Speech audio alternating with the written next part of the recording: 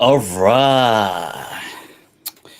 So, Bismillah, first and foremost, before anything, as the ritual goes, people, let me check that my voice is reaching you. So, mi gente, can you guys hear me loud and clear? Whilst I'm just speaking away, I'm going to just put my drink down. It's one of those days. Yaar, coffee ki zarurat hai. The coffee, halal coffee, kafi amla. Is it? Let me see. So first of all, can you guys hear me loud and clear? And if you can, let me get a Facebook and a YouTube clarification. Yep, we can hear you. Scorpio, you're doing it. You're doing it. And sound is perfect. All right, Ayyub al-Maliki. بسم الله إن الحمد لله وكفاه والصلاة والسلام على رسوله المصطفى وعلى عباده الذين ارتضى ومن بهداهم اهتدى وبآثار أهل المدينة اقتفى وبعد فسلام الله على القوم. أهلا وسهلا بكم ومرحبا. Juanying, Layth, bienvenidos a todos. Bakher Ragale, Khushamadid, Sasriyakal, Kemcho, and as always, Swagatam, people. So, all right. It's been one of those days, people. One of those days. It happens. Where you're still, it's just, you're trying to just catch up with it. So, the coffee feels good. Allah, Allah, Allah. I read this post where it said, by eliminating your daily cup of coffee, you can successfully remove any little joy you have left in life. So, those of you that are tuning in, much love. Ahlan wa sahlan. Click like, click share. And whilst you guys are doing that, I'm going to also bring up here. All right, that's awesome. Brought that up. Okay, excellent. So I'll let you guys do that. Coffee always helps. It does indeed, Abu Hanifa. It does indeed. Right, so look at that. Yep, those of you, look at this. All right, that's the name, serendipity. Some words just have a feature of attraction that pulls you into them, huh? And that's in all languages. Serendipity. Wow, what a word! What a word! And those of you interested in stuff like that, Pinker's book on the what's it called? The language instinct. Language instinct, I think it's called. It's been a couple of years since I read it, but it has an incredible discussion on that, on not only the etymology, but the sound of words and how certain words carry a femininity or a masculinity or a softness or a hardness with them. It's quite interesting. It's interesting. I mean, can we still speak about femininity and masculinity? I don't know whether that's now. No, that's not. It's just gender. That is a gender as well, I guess. It's just gender that's become controversial. There was I was listening to the news, and the Labour were in essence apologizing for, I've forgotten the name of the lady who said, she said that only women have cervixes and that it's only a woman who has a cervix. And they said Labour had apologized, saying this, we're sorry, man. We're sorry. Not that we're sorry that only a woman has a cervix. We're sorry that she said that. We are living in interesting times. Interesting times, people. Yeah. I mean, why is that? How can that possibly be offensive? And they say, well, I don't, because these things are in nature. I mean, is nature offensive? Do animals not have genders? Do they not? Is it socialized for them as well? Do they just, it's, and I'll tell you what's interesting is I was watching this, apologies if this chair squeaks a little, but I'll have to get that fixed. Now, I was watching this one clip on that. I suppose you watch one, and then what YouTube does is it keeps bringing up, the algorithm brings up more and more. So there's one where some guy's getting into, some man is getting into into this debate with another person, and they're just sitting on this bench or chair, and obviously they're at different ends of the spectrum. And it's interesting that the person who's saying no, gender is all fluid and all of these things, and he says to the other man, he says to him that, look, he says, I recognize that you have the male genitals, you have a penis, and that guy asks him, he says, what makes you say that?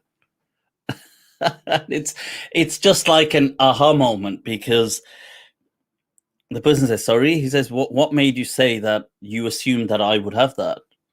And he says, no. He says, I apologize if. And he says, no, you're right, but what made you assume it? And he says, no, I just assumed. He said, no, you don't think it's the telltale signs of me being a man that gave that away. And that's, anyway, I don't know why we even got into that discussion. So whilst people are still tuning in and clicking like and share,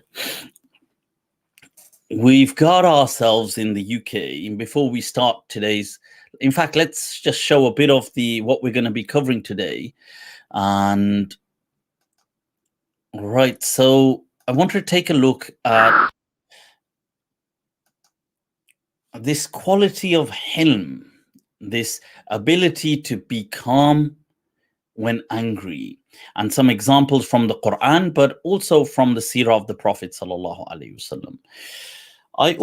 Somebody sent me speaking of the seerah of the Prophet sallallahu alaihi wasallam, a clip by Sheikh Imran Hussein, where he's speaking about the age of Aisha at the time of her marriage. And I'll try and maybe play a bit of that. It's only a couple of minutes, and we can maybe discuss that as well. And I'll try to bring on more people live today. I'll share the link. I know I never got to do that last week, and so I wanted to give you guys some time as well. Right. Before we begin, I want to share some thoughts on the crisis going on in the UK. And that is the fuel crisis. And me as a person, a non-specialist in government, I have my own specialisms. Government is not one of them.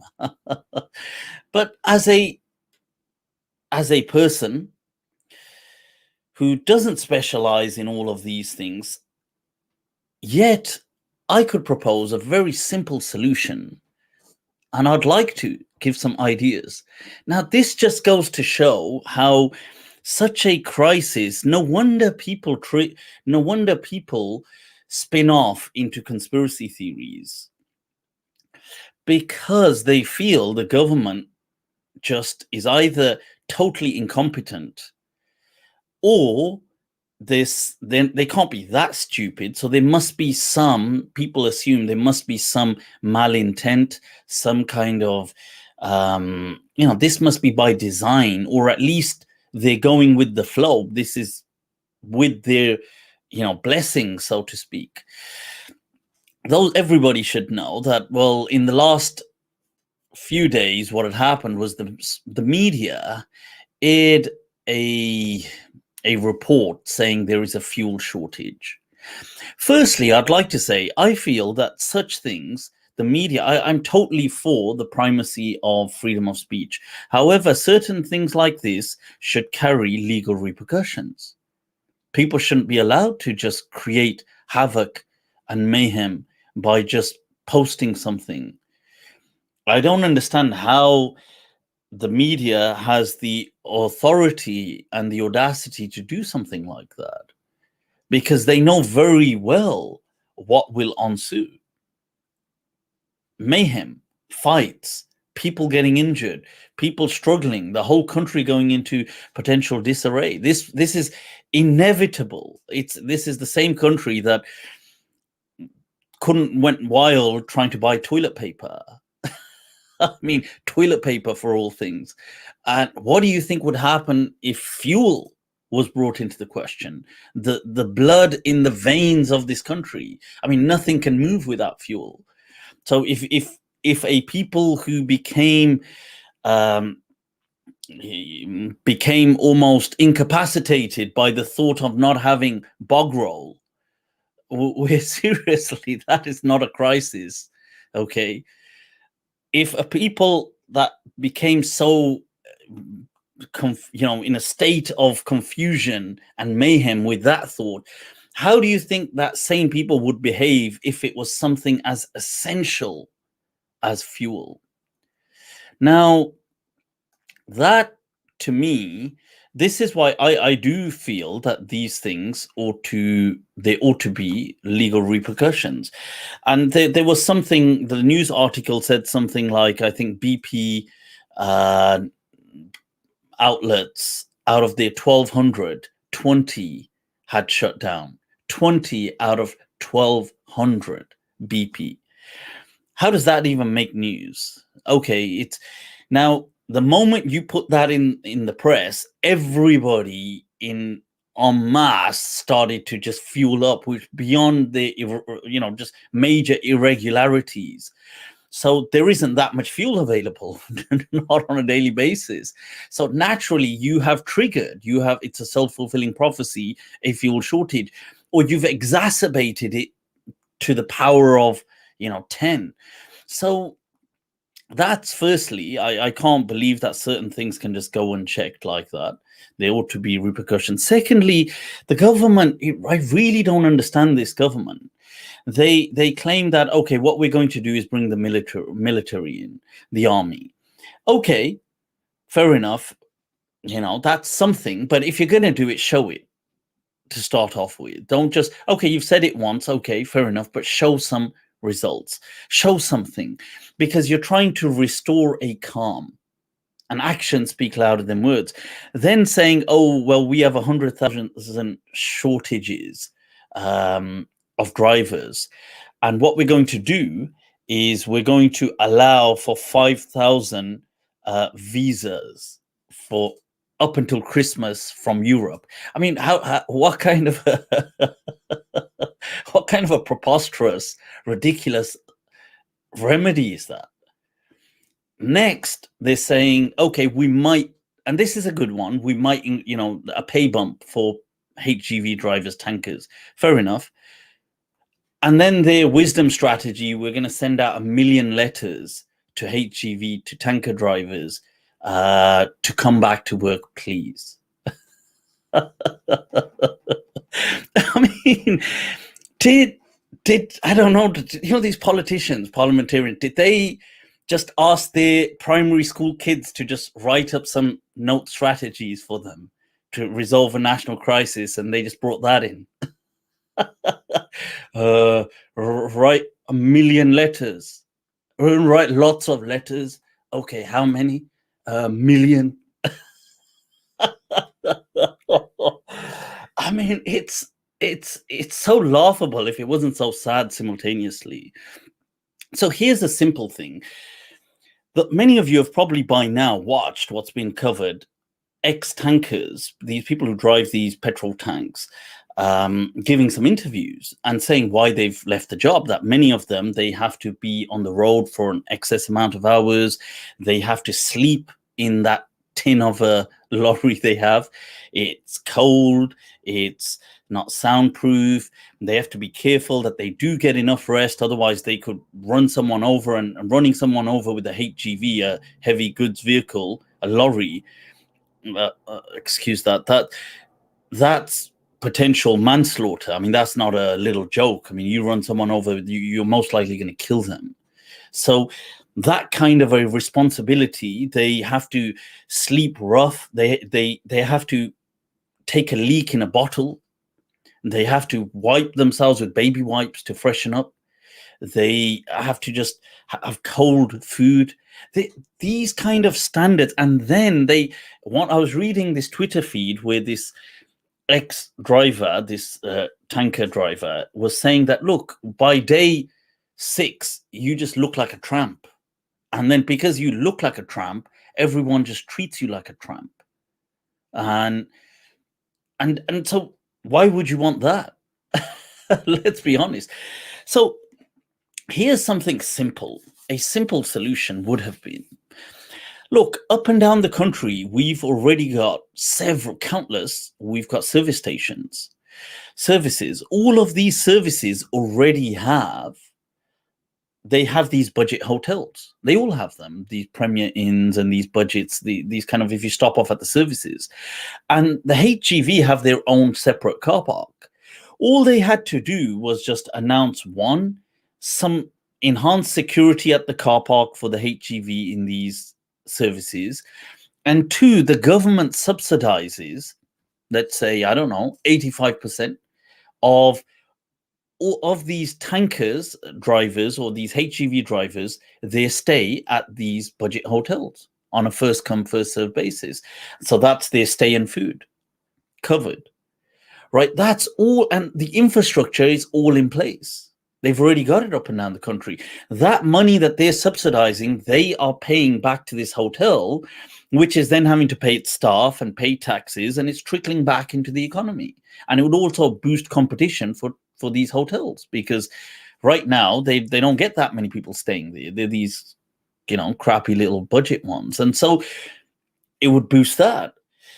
And then the second thing they had to just announce was that they would just set up some kind of like a regulatory or a complaints board, a commission, that if HGV drivers are facing any slack, they can report it to them, and they just announce that we will be treating this very seriously. How simple is that? And the third thing, a little pay bump. Let's say they raise them, I don't know, $5,000 a year or whatever it was. You would immediately restore so much confidence into the public. Can you imagine the amount of respect the public would gain if, one, that a government actually controlled a national crisis, and two, they did it with compassion and care? They offered these people warm places to stay, warm food. They set up something for their complaint. Ultimately, people just want someone to care. And it's amazing that how the obvious things are completely, just blindsided, and we'll write letters, we'll do millions of letters, we'll call the army in. I'm fine, call the army in, but it makes you think that that's not rocket science, just coming up with these kind of solutions. And you would become this would become an international example of how to handle crises. But yeah, I just had to say that. So I guess the day I become prime minister, at least we'll know how to handle these kind of problems. Yeah. What is interesting is some people have triggered conspiracy theories. I'm not really a conspiracy theorist myself, although I do find the point that they said, that why is it that there was a shortage concern in the United States not so long ago, and so many months later, it's in the UK when they're unrelated. And I believe in some other countries it's been sparked as well. That is it all really the same issue? Or some people are saying it's been engineered to get rid of near to expired fuel, because fuel has not been as consumed during the lockdown. Now, I don't know about this by design, but the fact that the government or people in authority could maybe maybe involved in some backhanders and allowing this to happen once it comes to if it's of some interest to them. One tuka four, as Anil Kapoor would say.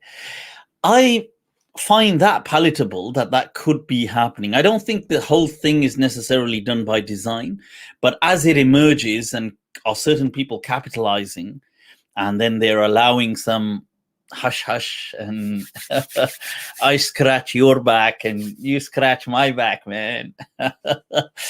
I wouldn't put it beyond the people, but yeah, look at that. The candidacy is coming up, people. I'll let you know if I ever become prime minister. The GDP will be based on happiness. What do you say? Right, so what is going on?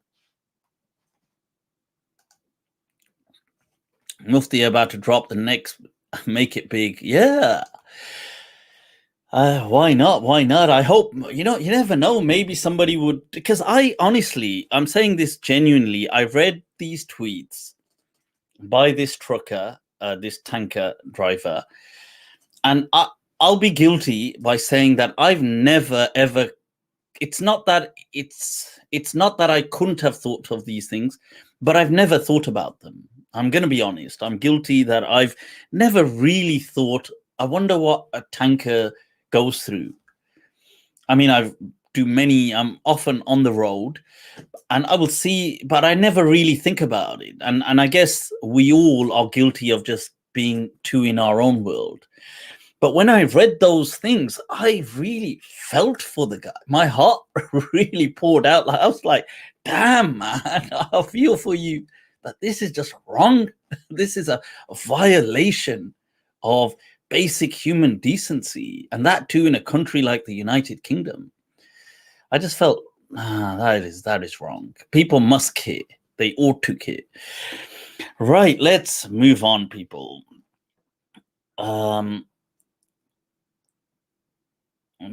Do you work, Mufti? I'm a movie critic.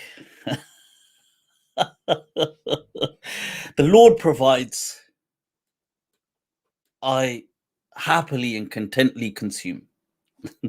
Since it's the Lord providing, who am I? So, no, of course, I have many different avenues, investments, things like this. I always encourage entrepreneurial and enterprising thought. I have to say, recently the crypto market is a bit silent, but I'm still fully there. I don't feel that this is going anywhere. That's my thoughts. People may disagree, but I definitely am still involved in that. Right. So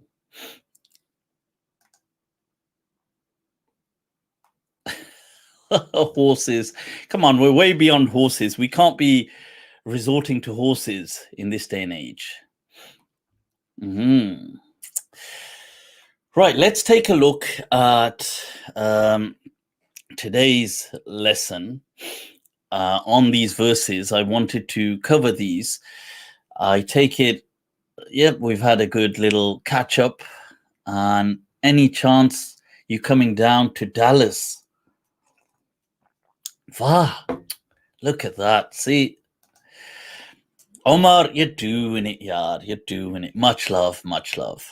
So I have to say, Dallas seems to be the place where everybody is going. I mean, a lot of these Muslim, there must be I don't know, maybe it's one of the most Muslim populated states in America. Maybe not, but it seems to be where you've got all of these from Noman Ali Khan to Ghamdi Saab, our own beloved Yasir Qadi Saab.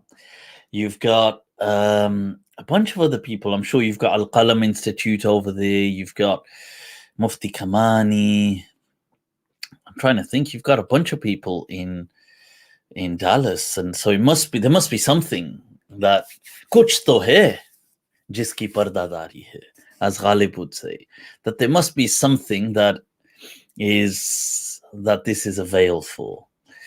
Has Omar Suleiman in Dallas as well, and you've got that Sheikh, what's his name, Yahya Birjas or Birhas, I don't know how they say that, but yeah. So Fahad, you're doing it. Love you with all my heart as well. Gio. Look at this. Chemical Toll has asked, what is Levi? What is Levi? The Book of Levi. Levi Mahfuz. All right. Lawh al-Mahfuz. Huh? So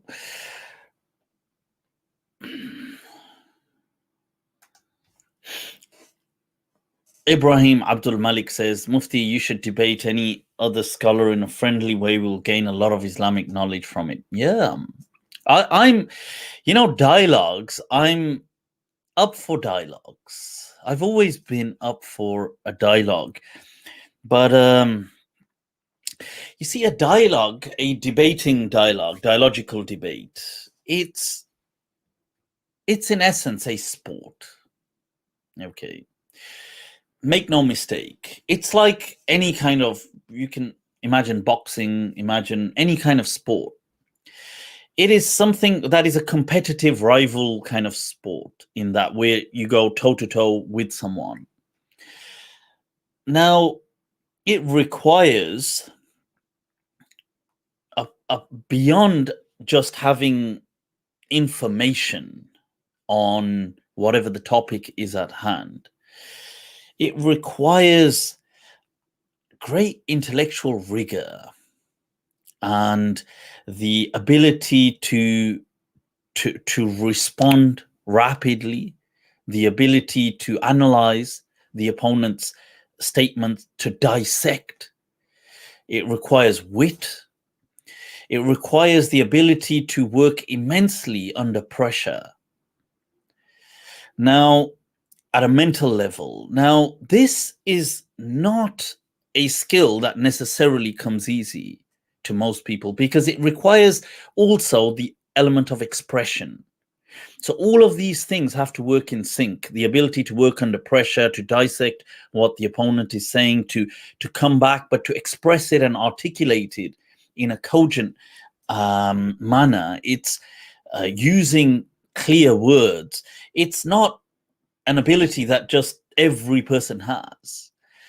Most people, they would be, incredibly poor at this. Just as any sport, if unless you do that sport, you would not be trained in it. You may just be lucky, or you're just with your own people, but you're not actually going toe to toe with someone who's trained in that art. It's an art form. Now, I would say that I'd been involved in this kind of debate at a very philosophical, analytic level for over 20 years. Immensely. And I do agree that some people do tend to have a knack for it. They just have a certain aptitude, that they are more gifted for these things. And I say in a way that, praising Allah, not in a way to be arrogant or boastful, but that I have, because of being so immersed in this, and then debating, and one of the things is, you can consider, if you see, even in boxing, I'm left-handed, so I'd be southpaw. Even in arguments and debates, you can consider me to be, and I'm using this just methodologically, not in a religious sense, but unorthodox. So when you are unorthodox, you are, or you're coming as the kind of the underdog, so to speak. So you will face a lot of debate. Whereas if you just agree with, if your view is just a copy of the other person's view, then you're not going to engage much debate in your life, because you don't come across, you don't clash with people, or you're not allowed to clash with people. But if you do, then you will be constantly involved in a continual series of debates, right through years, for years upon years. And that will sharpen your ability to debate, because you become, because every debate you go through, it sharpens your skills. And you are debating, remember, from an unorthodox, from an underdog position. So when you do that for 2 decades on end, and you have a passion for things like philosophy and psychology and understanding how the mind works and how people's brains work and philosophical arguments, that becomes, it is what it is. So I would happily, I would love to engage in fruitful dialogical, if you want to call it a debate, but dialogical debate with people who disagree. But there's 2 things. One is, I know most scholars, imams, religious figures are not cut from that cloth. I'm just being honest. I'm not saying this to diss them, to discredit them. It's just that they're not like that, because you have to remember, most people have just been in religion because they were placed in it. So most people are not in the religious sciences out of passion. Maybe along the way they developed a passion, but they didn't enter it as a passion. I actually fought. I had to go against my entire family and everyone to go to study. I had to, go through a lot of hardship. I had to give up a lot of things. I had to leave home. I had to do stuff to want to study. That's not the same as somebody whose parents picked him up and put him in madrasa or put him in a college or something. So you see, so one is the passion element is different. 2, because people have genuinely not engaged debate. They're not, if you think about it, most imams, most religious views are just cloned views of the whole group. And really, you'll just have a couple of big groups. So you'll have, let's say, the Salafis are a big group and tiny differences, but they're a big group.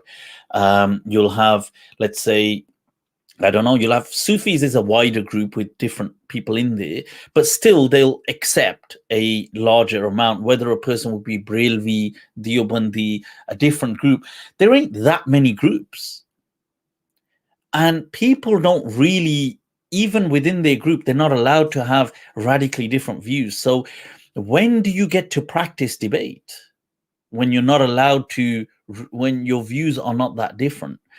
So because of that, like, they seldom, maybe as a one-off, they've debated someone and then somebody else, but they haven't really. This is why Yasir Qadi said when he went to Yale, his faith was shaken. You see, because he'd never encountered real debate. And that's not the same as someone. I taught philosophy at college. You can imagine there's a big difference. I used to teach religious studies and philosophy at college level here. That's not university. That's between secondary school and university here. I have it's 2 very different kind of backgrounds. So I can understand from other people's perspective, it's an unfair advantage because they're not trained to debate. And you see, what they have to lose is way too much, because they will be embarrassed and unfortunately may come across humiliated. So it's way too much to lose, because you think, if I was in their position, I genuinely, hand on my heart, I would not debate me, because I would have nothing to win and I'd have everything to lose. Because if I went against me from that position, I'm intelligent enough to know what this will end like potentially. And so, and I don't mean that in trying to diss them, but I'm just being honest. They're not in that category. This is why all their debates have to be structured in a way that you only have a certain time to speak, I have a certain time to speak, because they're not, you see, they're not used to working under pressure in a debate, because they'll get flustered. And this is why professors in universities, they can debate just face to face, like we just talk. Like Dawkins, he will just talk and the other person talks, and they can engage that. And sometimes they may talk over each other, but they'll settle down. He'll ask him a question, he'll ask him a question. And it's very powerful. And that is really the epitome of the human, the true prowess of the human intellect. See, human beings are not, we're not exceptional because of our strength. See, a gorilla is much more stronger. A bear is much stronger than a human. We're not, you see, our exceptionality is not based on our speed to run or our ability to swim or to do a high jump or to have a boxing match or to do, animals do this. They don't have a boxing match, but they have a fight. Our true exceptionality, what gives us that supreme overarching position over and dominion over creatures on God's green earth, is our intellectual prowess. It is our ability to use our brain and mind. That is the true human gift, and that is the true test of human strength, when brain meets brain, because there you really realize, and that's a very difficult thing. The second thing I was going to say, and I've said this before, I right now I want to focus on trying to help people and do something that is constructive for people's lives. I genuinely do. Wallahi, in the last few months, just so much had been going on at a soul level, okay, at the psychical level, which is psyche to me is the ruh, which is consciousness also to me. Now, at that level, so much had been going on, and so much, it's been a journey. It's like years have passed, like at least 2 years in the last few months, and so much has happened. And I have to say, I've received a lot of love from people as well, a lot. And it really, and that was definitely part of the powerful ingredient that really melted my heart as well. And it also made me think that, you see, I received a lot of love from people who may not be on, they may be at ends with me religiously. So as in, we're Muslim, but they may have a totally different, they don't necessarily, but I think most did not agree with my kind of views. But just the human connection, people that visited me, people that, and I've been speaking, still speaking to, and it made me think that what am I doing to really help a lot of these people back? Because everybody seems to, all Muslims, or huge amount, are going through some kind of a crisis with faith. And I want to help connect people, if I can, to the Quran, and to kind of allow them to construct that faith, maybe scaffold it a bit for them so they can get by well, inshallah. And so I want to focus a bit on that. And I don't want to right now focus on this debate kind of thing. And I was just being honest when I said that last time. And people don't like to admit it, and I was just being honest. I said that, look, it brings out a side of you that isn't, it's not a side that is necessarily good, because you are ultimately, you see, when you in a debate, like I was saying, it would be like any sport. You are ultimately in that moment gonna put that person down, and you're gonna do whether it's in these things, it's intellectual, but you're gonna do a smackdown, and you will be, even if you're pleasant, but you will be ruthless intellectually in dissecting and tearing apart the thing. And you don't, right now, I find myself in a space where I don't want to necessarily do that right now. I don't want that. I want to emerge more. I want to focus more on trying to be a bit where I can help people, as opposed to just cutting people down intellectually, which I have no doubt about it being done. It's just I don't want to focus on that. So, yes, Allah. Yes, Allah. Right now, free will of Iman, life, conscience, meaning, purpose, and free will. Wow. What a life, conscience, meaning, purpose, and free will are different features of Iman. What say you? Life, conscience, meaning, purpose, free will. Yeah, I would say that these are all integrated, and there's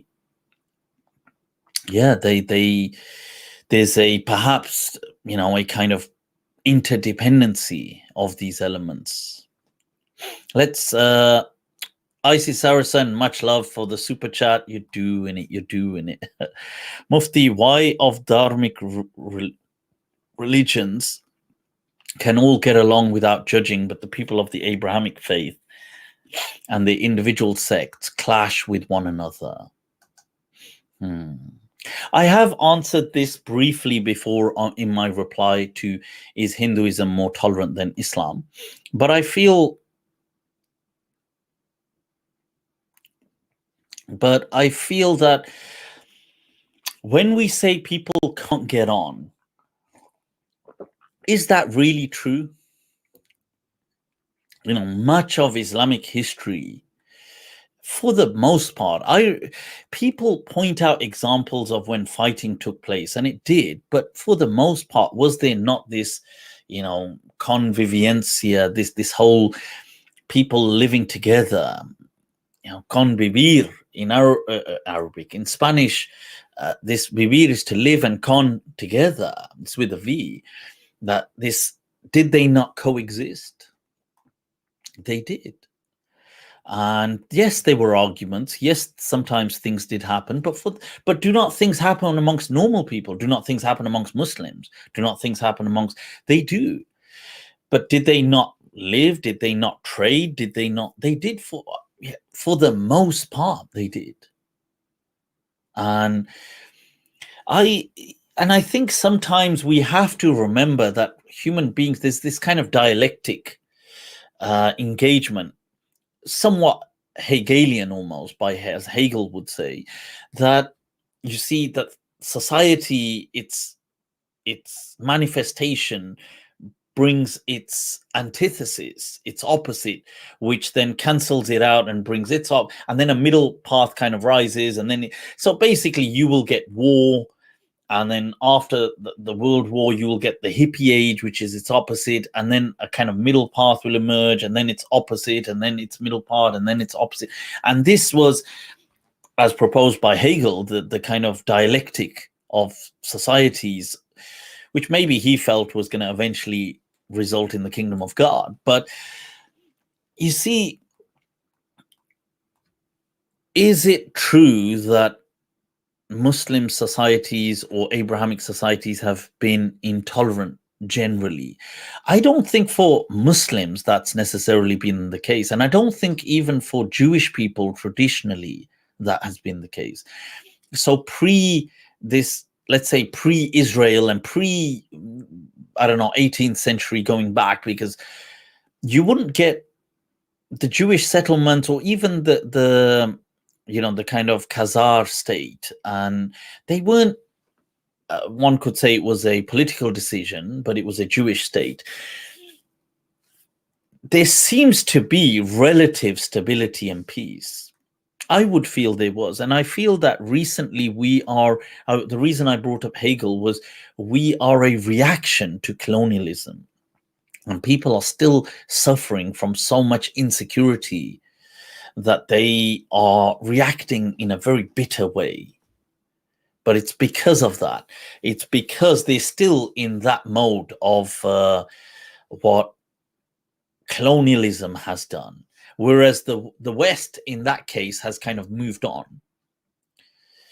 So yeah, okay, and I'd like to add something actually here. You see, this is interesting. Those of you that are fascinated in things like sacred medicine, DMT and 5-MeO DMT and stuff like that, which is sacred medicine from the ancients. One of the key muhaqqiqs of that madhab is Rick Straussman. Now, what's interesting about Straussman is that he's done incredible research on DMT, and it's really added to the plethora of knowledge we have in this field today of DMT. But when he initially began, and he was really keen and passionate, and he was fiery and speaking about all of this, he was part of the Zen Buddhist community. And there's a lecture of him on YouTube, and I was watching it, and it's interesting. He speaks about it. And what's also interesting is his later lectures where he's changed his views.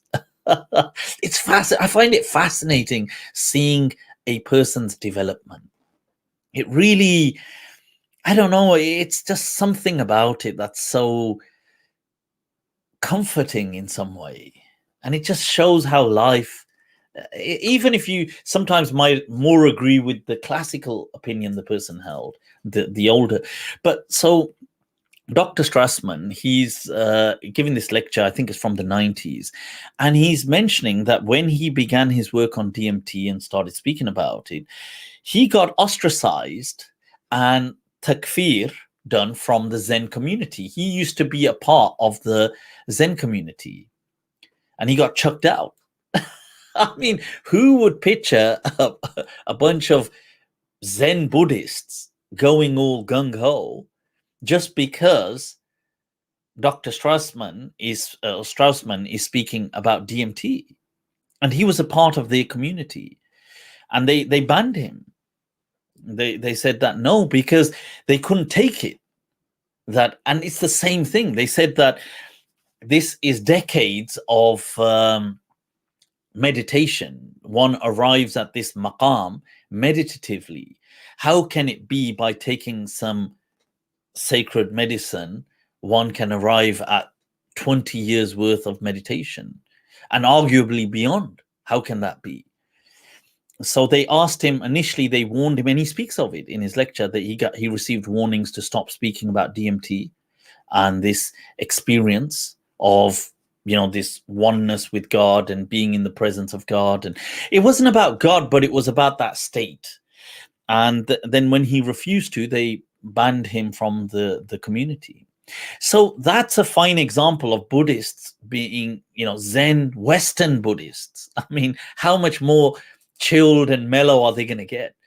Becoming so dogmatic that they ban and they outcast this legend of a researcher who has contributed so hugely to the human current knowledge on such sacred medicine like DMT. So that is a fine example of intolerance. So it's not, when people say this is look at the Taliban, or but then look at the monks in Burma that started killing Muslims and this isn't because, even if they were killing Christians, even if they're killing Buddhists, I would say the same thing. Look at them. I mean, is that human behavior? Look at these Buddhists who are doing, look at the Hindu BJP in India as wanting Hindu Rashtra and going around lynching non-Hindus, Christians and Muslims, and Christians and Muslims mainly. So I think it comes from, this is a people's problem. It's not the faith, it's a people's thing. And when people are dogmatic and they have this ego that has no room for any other human being, it's only me, me, me, me, me, and those who echo me, then this is where disaster comes from. This nafs, this ego identity that we have. Right, let's move on. Guts Mufti proved how respectful he is willing to be in his debate with Dr. People just talking on YouTube, but they don't get what They don't want to. It's true, Guts. It's true. Right. Yeah, shukran. Yep. Mufti, what was Imam Ghazali's view on miracles? Let's go into the lesson for today, and then we'll come back to some questions. And I'll also share the link, and you guys can jump on and we can speak.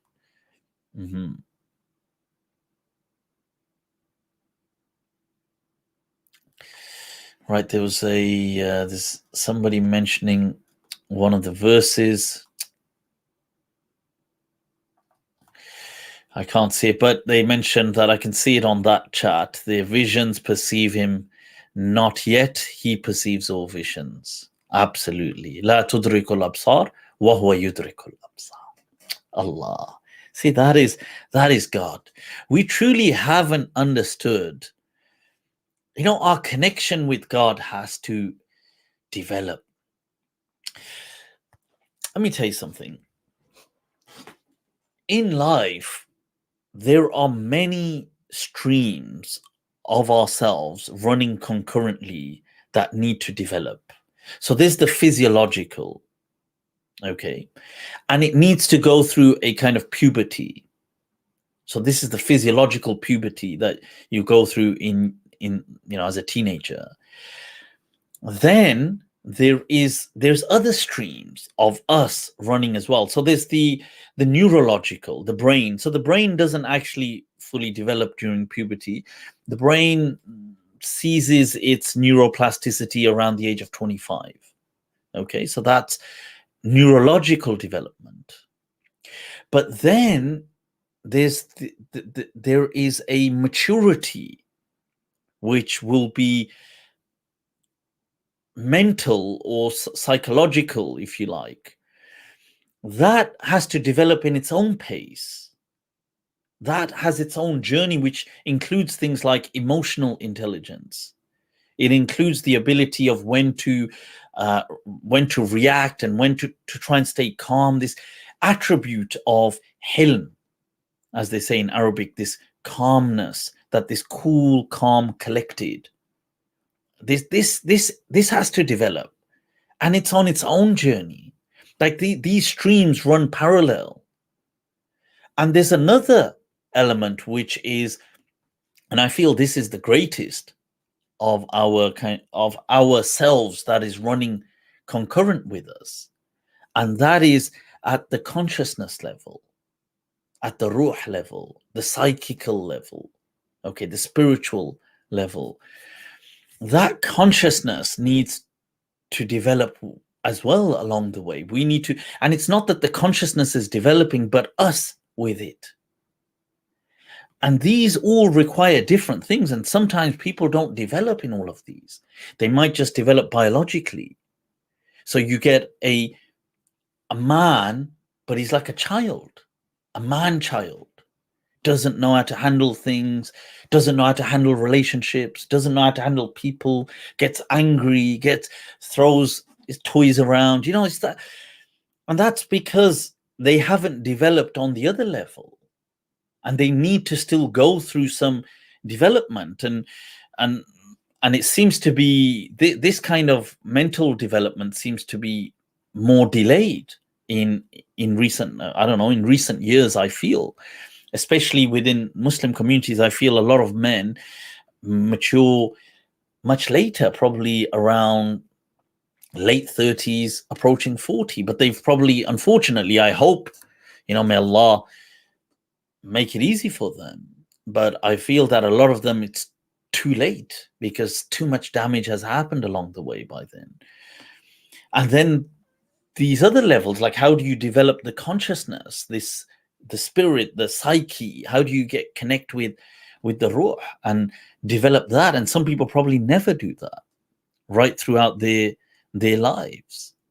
And this is why at the end of their lives, these people will, as Erik Erikson says, that as you reach the end, it's either self-actualization or despair.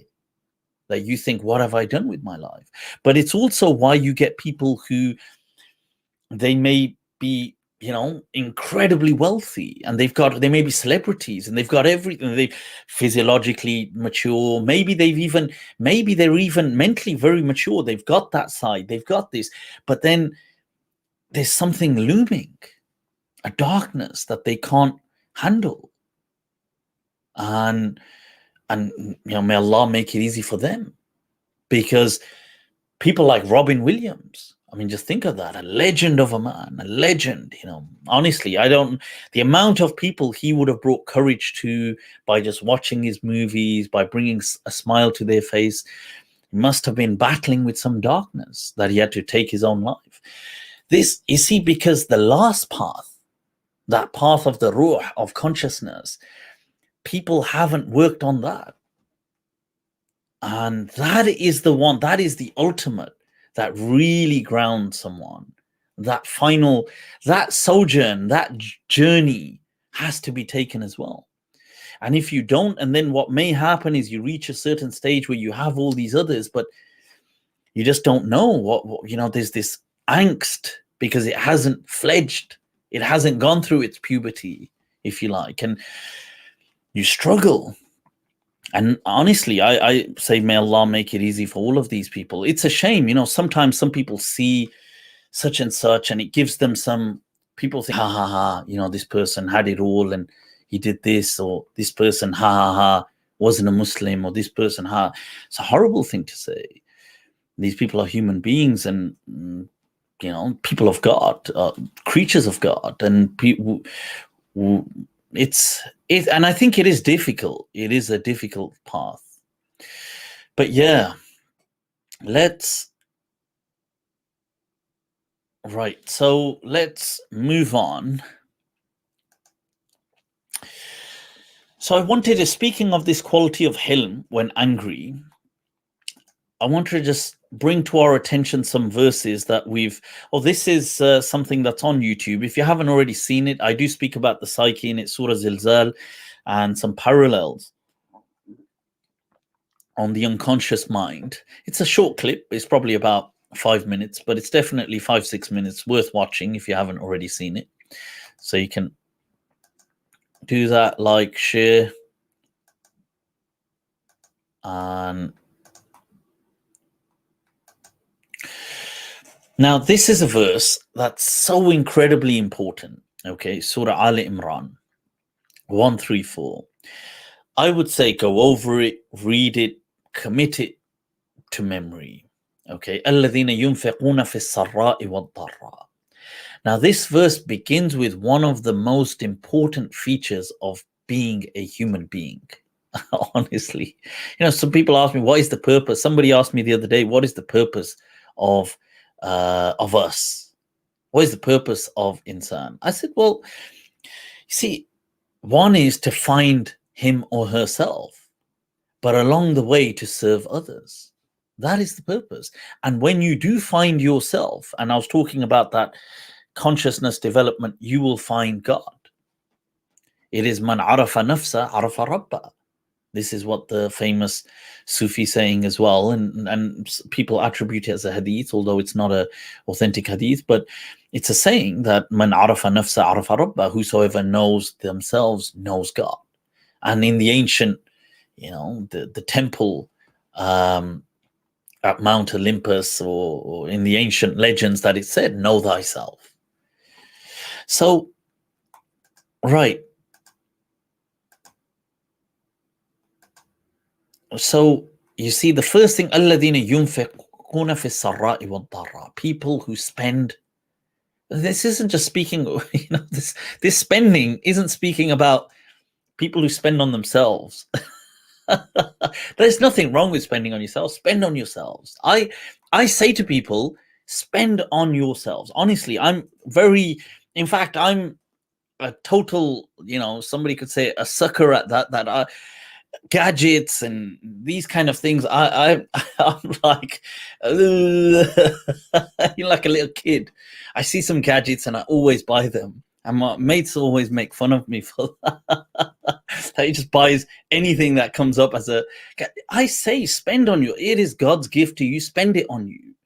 What is wealth? The hadith says, that wealth is what you ma'akalt, or sharibt, or labist, what you ate, or you drank, or you wore, what you consumed, basically. Or tasaddaqt, or you gave in charity. This is wealth. As to everything else, then it is, innama hiya, it says, is irthatan turath. It is just inheritance you're leaving behind for someone else. That do spend, but here it's speaking about spending forward, giving to people. And it mentions fissarra, in good times, but also in bad times. Remember, when things are bad for you, they can be equally worse for someone else. So it may be a little bit, but just always trying to give. It's so strange that Allah has hidden, and this is paradoxical. Check this out, people. Allah has hidden contentment and this pleasure of contentment, self-contentment, contentment of heart in giving forward. You would never imagine it. All these people, we do everything in life and it has pleasures in it. Don't get me wrong. And I'm all for it. Make money, make as much money as you can, do all these things. You want to travel. You want to enjoy, do it. And they will bring momentary happiness. They will. You see, happiness, there's two main different ways of how people have happiness. Okay, it is either something which is through acquisition happiness, okay, or it is a gradual kind of acquired through experience happiness. So the acquisition happiness is basically I get something, and because I've got it, it makes me happy. I buy this, now that I've bought it, I'm happy. This happiness, I want a new car, I buy a new car, I'm happy. Okay. This happiness is a spike. It is an acquisition happiness. You get something, Now, studies will show this will usually last for about 6 months, 3 months, 6 months. That's it. Acquisition happiness doesn't go beyond that. It'll just become normal. The other experience is this gradual experiential. It's through activities, and it's almost by a journey you acquire it. So for example, and this could actually be just different kinds of experiences, like you developed a skill and it took you a while and you learned it and it brought you some happiness. This happiness tends to stay. You, for example, traveled. You met different people, you traveled for a month, you traveled for a few months, you traveled for half a year, you traveled for a year. You did something. This happiness is a different kind of happiness. It doesn't go away. It's not like the acquisition. What's strange is that most people, they are on this, it's called the hedonic treadmill. Okay, this acquisition. Acquisition. I want this, I want that person, I want just be, if only I could marry him, marry her, marry this. This is still acquisition. What happens is, after doing most people will spend their lives and die just on this treadmill, this hedonic treadmill. But those who do make it quite successfully on this treadmill, they eventually realize as well that, strangely enough, the contentment, not that these things may have been fun, but the contentment, the ultimate tranquility, has been hidden in helping others. And it's like a strange paradoxical truth. It doesn't seem to make any sense. That why would it, that what in giving forward, why on earth would that make me happy? But it strangely does. It's a strange thing, and I have to say, it's something Muslims really pride themselves on, because Muslims have been, by survey, one of the most charitable communities. But you have to really focus. What I would say is focus when you do help. This is just my thoughts. Try not to make it about you. Try not to make it about social media. Okay, don't do this kind of, okay, I'm going to help you, just 1 minute, can you go and record me whilst I give this to this person? And don't do that. And can you imagine how it makes that person feel? For God's sake. In Islam, they say the scholars would frown that when you give zakat, that you even tell the person this is zakat, just so it doesn't hurt them. Because the person, it's humiliation, isn't it? That one, you're in need, the other, the person, this is charity. So, yeah. So here in this verse, and Claire is saying the best feeling ever. It is, wallahi. Very few things have ever compared to that when I've helped people, if I could. And sometimes it could be a little something. Right now, that they spend fi sarra when they have it, wa fi dharra when they don't have it. So sometimes you're struggling, you still do a small bit, a small something. Now this part of the verse is amazing as well. وَالْكَاظِمِينَ الْغَيْظَ وَالْعَافِينَ عَنِ النَّاسِ وَاللَّهُ يُحِبُّ الْمُحْسِنِينَ. Allah says those who cave, you see, cave, كَاظِمِينَ الْغَيْظَ, those who, kadhim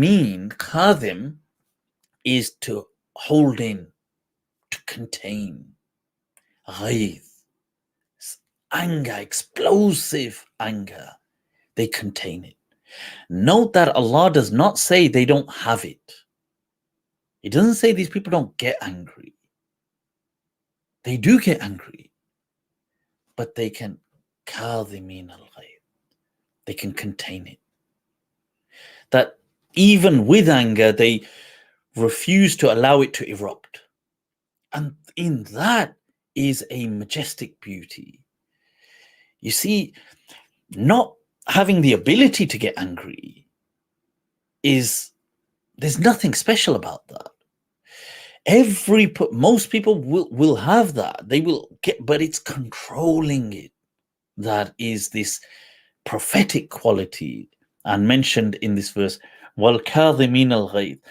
And notice straight after it, it says, because when you hold it in, contain it, وَالْعَافِينَ عَنِ النَّاسِ.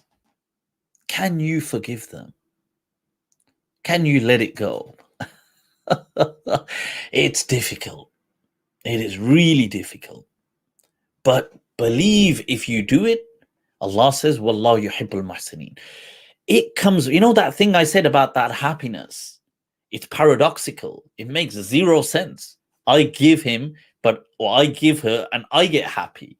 That doesn't make any sense, but it works. See, this has been hidden in that. It's a paradoxical truth. Similarly, this is of that vein, of such vein, that by forgiving you, and this, do you know what this contributes to? That the journey that I was saying of the soul, of consciousness, that sojourn, that path of its development. These things contribute to that. When you forgive, وَالْعَافِينَ عَنِ النَّاسِ, it's an immense, it's something else that you feel that,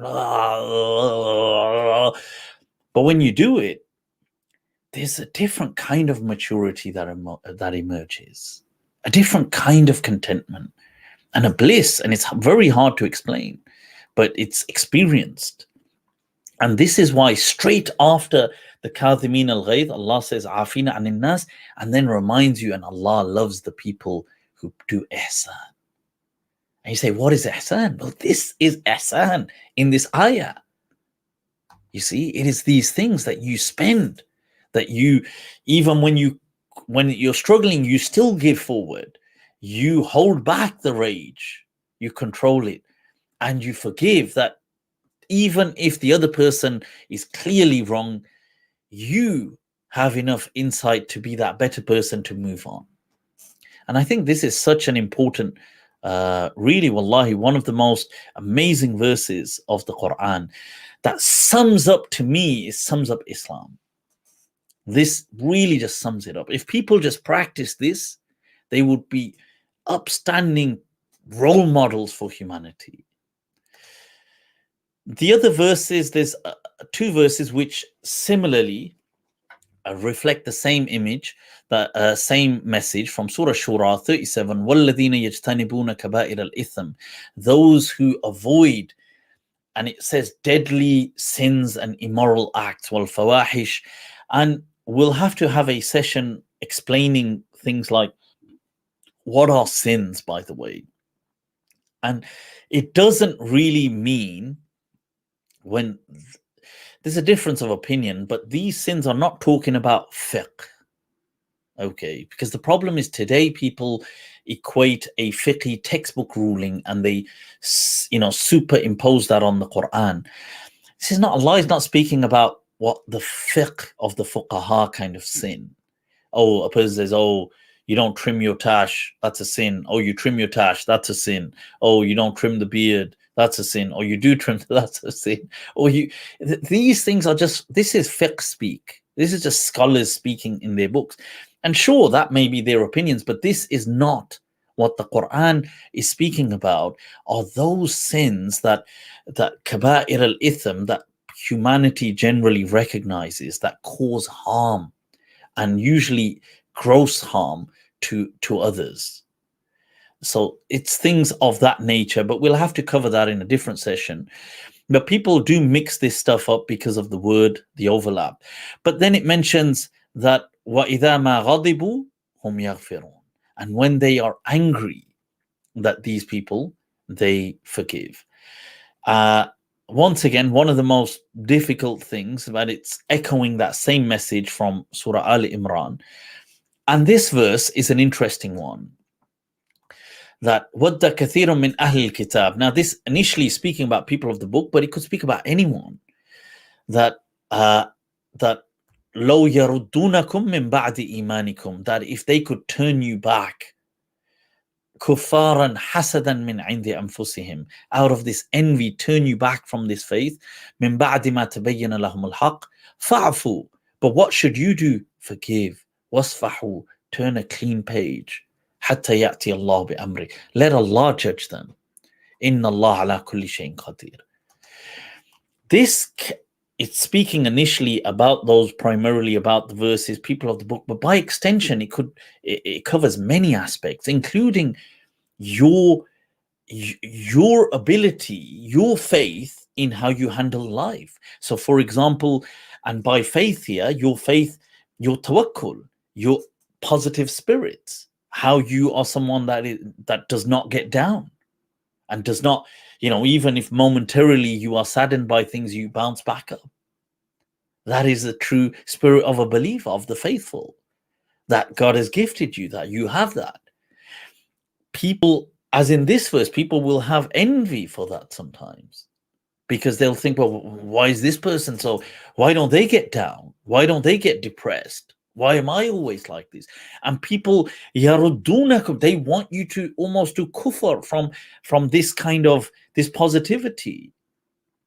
People want that because because once there's this motto that people don't say it, but they do it, that I suffer, we suffer. I'd rather, if I'm suffering, we're all suffering. At least we're in it together. But I don't want just, why are you okay, but I can't handle it. So what do you say to these people? What do you, because unfortunately there's a lot of people like that. And why are they like that? Because of those things I mentioned. They haven't been developing in the other ways. They haven't been focusing on that mental maturity. They're kind of grown children. They're like, I don't know, like a man child or a woman child. That's what they're like. And they haven't been developing on the, the emotional side, the maturity side, on the consciousness side, the ruh. They haven't been focusing on that. And so these people will, what is this person? I bet they're miserable. So what should you do? And sometimes people can wrong you like that. Allah says, fa'fu wasfahu. You see, now it's interesting. It says, fa'fu, forgive, pardon them, as in your books. But then Allah says, wasfahu. This is from the same word in Arabic, safha, as we use for a page.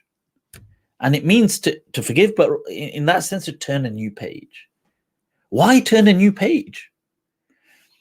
Because don't let metaphorically, I mean, this is in that religious speak, don't let the devil win. Because what it's saying is that, you see, they've done this, but okay, you've not acted out. That's excellent. You've forgiven. Okay, excellent. But are you still carrying it as a note, mental note? If so, it's slowing you down as well. Turn the page. Let God deal with it. Yeah, but you would think, but can't I? Oh, this person wants, this person's full of hate. They deserve this. Take it. They do deserve it. Let God do it. You stay on your path. And I think that's such, wallahi, such a beautiful verse when we think about it. So eloquently expressed and captured all together. And it begins by showing that these people hate for you. They want to turn you into this. They want you to disbelieve. They want you to lose this faith, this positivity. They want you to lose all of these things. But still, you not only forgive, start a new page and let God deal with it. And then Allah ends by saying, Inna Allah ala kulli shayin qadir. Surah Baqarah 109. Inna Allah ala kulli shayin qadir. Because when you say let God deal with it, people say, but it's not that you don't know it, but do you not know Allah's all powerful? If he wanted, he would have already dealt with it. If he hasn't, leave it to God. Are you question? Do you feel he can't do it? Of course you don't think, but it's a reminder. Inna Allah ala kulli shayin qadir. So yeah, I thought these are some really so powerfully important lessons and worth going over, worth sharing. So I wanted to cover that. And we find really I want to share in a similar on this topic, moving on to the seerah of the Prophet sallallahu alaihi wasallam. And you see this true embodiment of this verse from Surah Baqarah, where people wanting so much hatred, stopping you, wanting you to lose your spirit, lose that positivity, lose that love. They want to turn you into this bitter, hateful person. And you don't. But not only do you forgive, you turn a new page. And then the power of Allah. Does it play out? It does. May it take time? It may. May it take years? It may. See, let me share with you, honestly, I feel sometimes these snapshots from the seerah of the Prophet sallallahu alaihi wasallam, or these kind of clips, if you like, from the seerah are not shared enough, because people share things according to an agenda, or maybe just, I don't know, subconsciously they're doing it. And they don't show the true side of the Prophet. This what you see right here. And there's an incident that I've related this before, and I feel it needs to be related so often. It's a very famous incident of a companion, but obviously wasn't a companion at the time, in early prophethood in Mecca. A man that would vehemently oppose the Prophet sallallahu alaihi wasallam. And his name was Uthman ibn Talha. And he was of wealth and he was of prestige. And he had a status in Mecca. Not only that, he had in modern terms, you could say, the management contract. Okay. He had that for the Haram, for the Kaaba. So he was the de facto manager, if you like. So the actual keys to the Kaaba were under his control. So what they would do is, around the Haram, they used to lock it as well. They never used to leave it open. They used to have their own kind of version of gates. And so they would open it every Monday and Thursday. And it's interesting that as well, see Monday, Thursday, and people, and they know that the Prophet ﷺ also singled out these days as special days. But this was also a custom in which the Prophet grew up anyway. You see, that's an amazing thing about embracing your custom as well, wherever you are. But so the Prophet ﷺ, he would often face a lot of slack from Uthman ibn Talha and his family, his father as well, this Talha, and he had a brother as well called Uthman, and they would give a lot of slack, but especially Uthman, this son, he would give a lot of slack to the Prophet. And this one time, on an occasion, the Prophet was trying to enter the haram, and he stopped him. And he said to him, "Where do you think you're going?" He said to the Prophet. And the Prophet said, "I'm just going to the haram." And he said, "No." And the Prophet said, "Are you really going to stop me from entering this? It's a sanctuary." And he said, "Well," he picks up the keys. He says, who holds the keys?" "I do." He said, "So, hell yeah." He says, "Get out of here. I don't want you. You know, he's considering the Prophet a heretic. You reject the deen of your forefathers, and you do this. You're a disgrace, and you're this, and not just that, physically aggressive with the Prophet as well. And he pushes the Prophet out, sallallahu alaihi wasallam. And the Prophet said to him, and he did this on more than one occasion, and the Prophet said to him, this one time he stops the Prophet, and the Prophet says to him that he says, "Ya Uthman," he says, "لعلك ستراه يوما هذا المفتاح بيدي أضعه حيث شئت."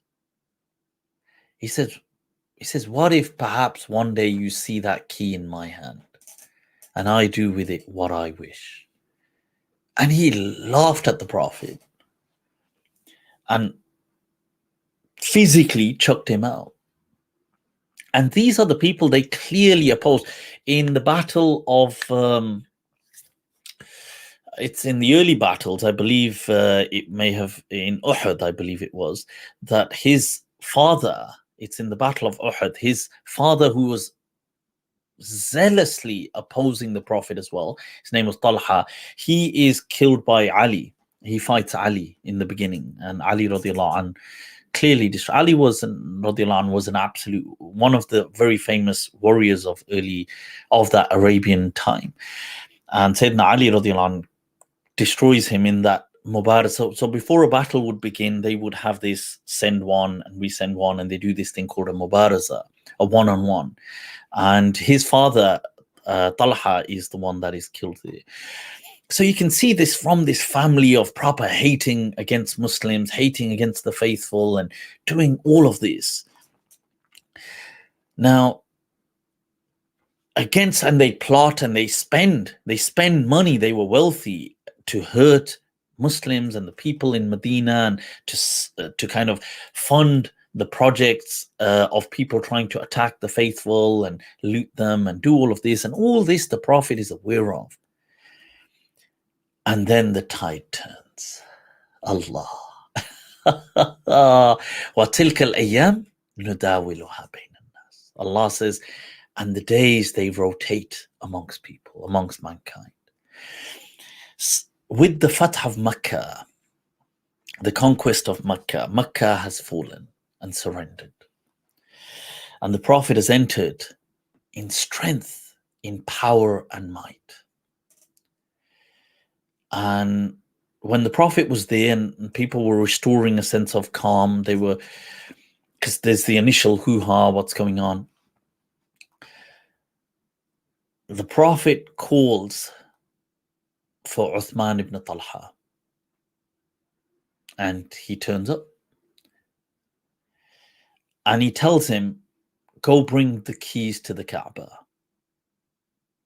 And he does. He brings it. And he hands it over to the Prophet. And he's expecting to be executed, by the way. These people say the Prophet was a warlord. The people say the Prophet came to attack people, to kill people. Wallahi, they haven't studied. And they've unfortunately just come across sayings by people who may have an agenda of their own because it serves their interest to show a side of the Prophet that favors them.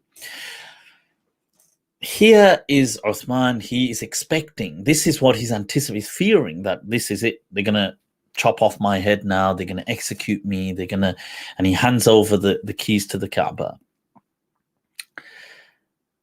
And the Prophet says to him, he says, Ya Uthman, he says, do you recall I once said to you that Ya Uthman, لَعَلَّكَ سَتَرَى هَذَا الْمِفْتَاحِ, that I said to you, maybe perhaps a day will come that you will see this key, بِيَدِي, in my hand. أَضَعُهُ حَيْثُ شِئْتَ, I put it and I give it to where and whom I please. It says, do you recall that day that I said that? And Uthman ibn Talha, he drops his head because he remembers that how time has unfolded. So he's in this position where he now, not only does he feel humiliated, but these are perhaps to him his last moments. And he just drops his head.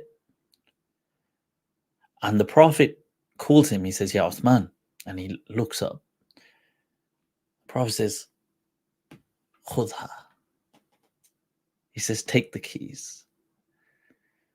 And he's like, what? And the Prophet said, I said that you see the keys, that a day will come, you see the keys in my hand. I give them or place them to whom I will. And he says, here, take them. He says, take them, khalidatan talida. May they be with you forever. La yanza'uha minka illa zalim. And look at this.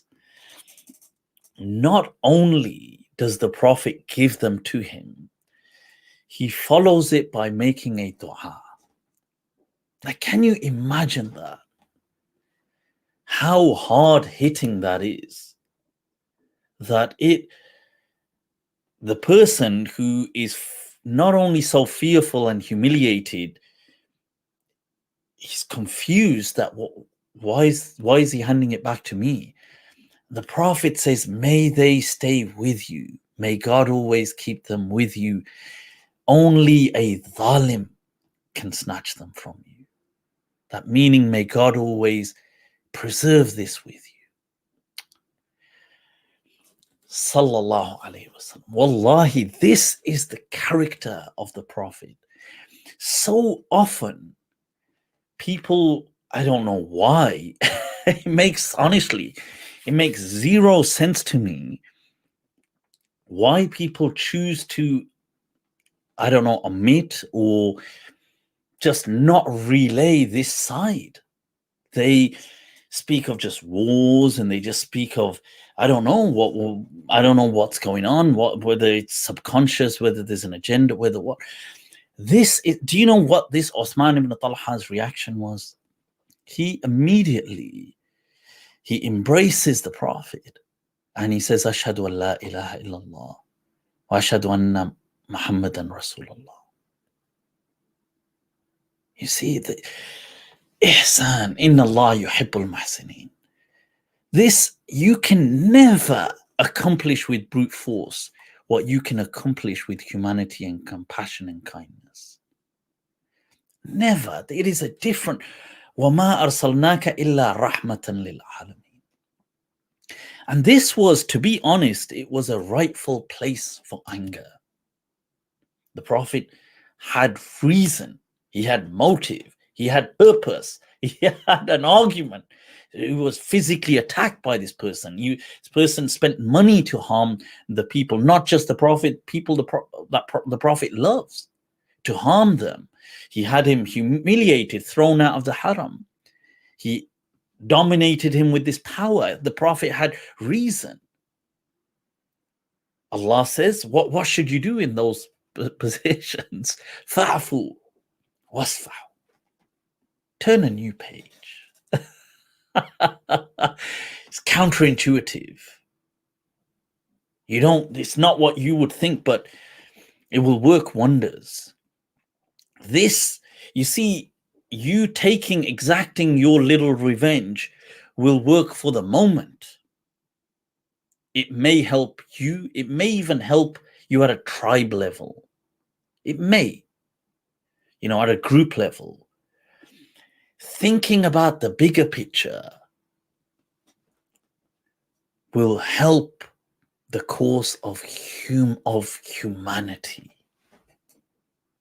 The Prophet doing this, foregoing his own little goal, boosts the goals of human civilization. Because do you know how passionately this person stood by the side of the Prophet throughout the remaining of the Prophet's life, and after, for the message? He became a key proponent of the faithful. And this is just one glimpse, a snapshot, a kind of clip, if you like, from the seerah of the Prophet ﷺ, where you can see these verses being entirely embodied. This fa'fu wasfahu ihsan inna Allah la kulli shayin qadir. And I thought that it's definitely something I wanted to share, so I hope that's been helpful. All right, let's move on. Yeah, anger, these things. There are many other examples a person could give, but I thought that's such a beautiful example from the seerah. There are many other stories. I know I've been covering recently some of the Jahiliyyah poetry as well, and that has some interesting stories of anger and revenge, and it's crazy, honestly. Some interesting stuff, though. If you read up about some of these characters of early, even pre-Islam, you will see how it doesn't really. Shall I share a story? Go on, then. What the hell?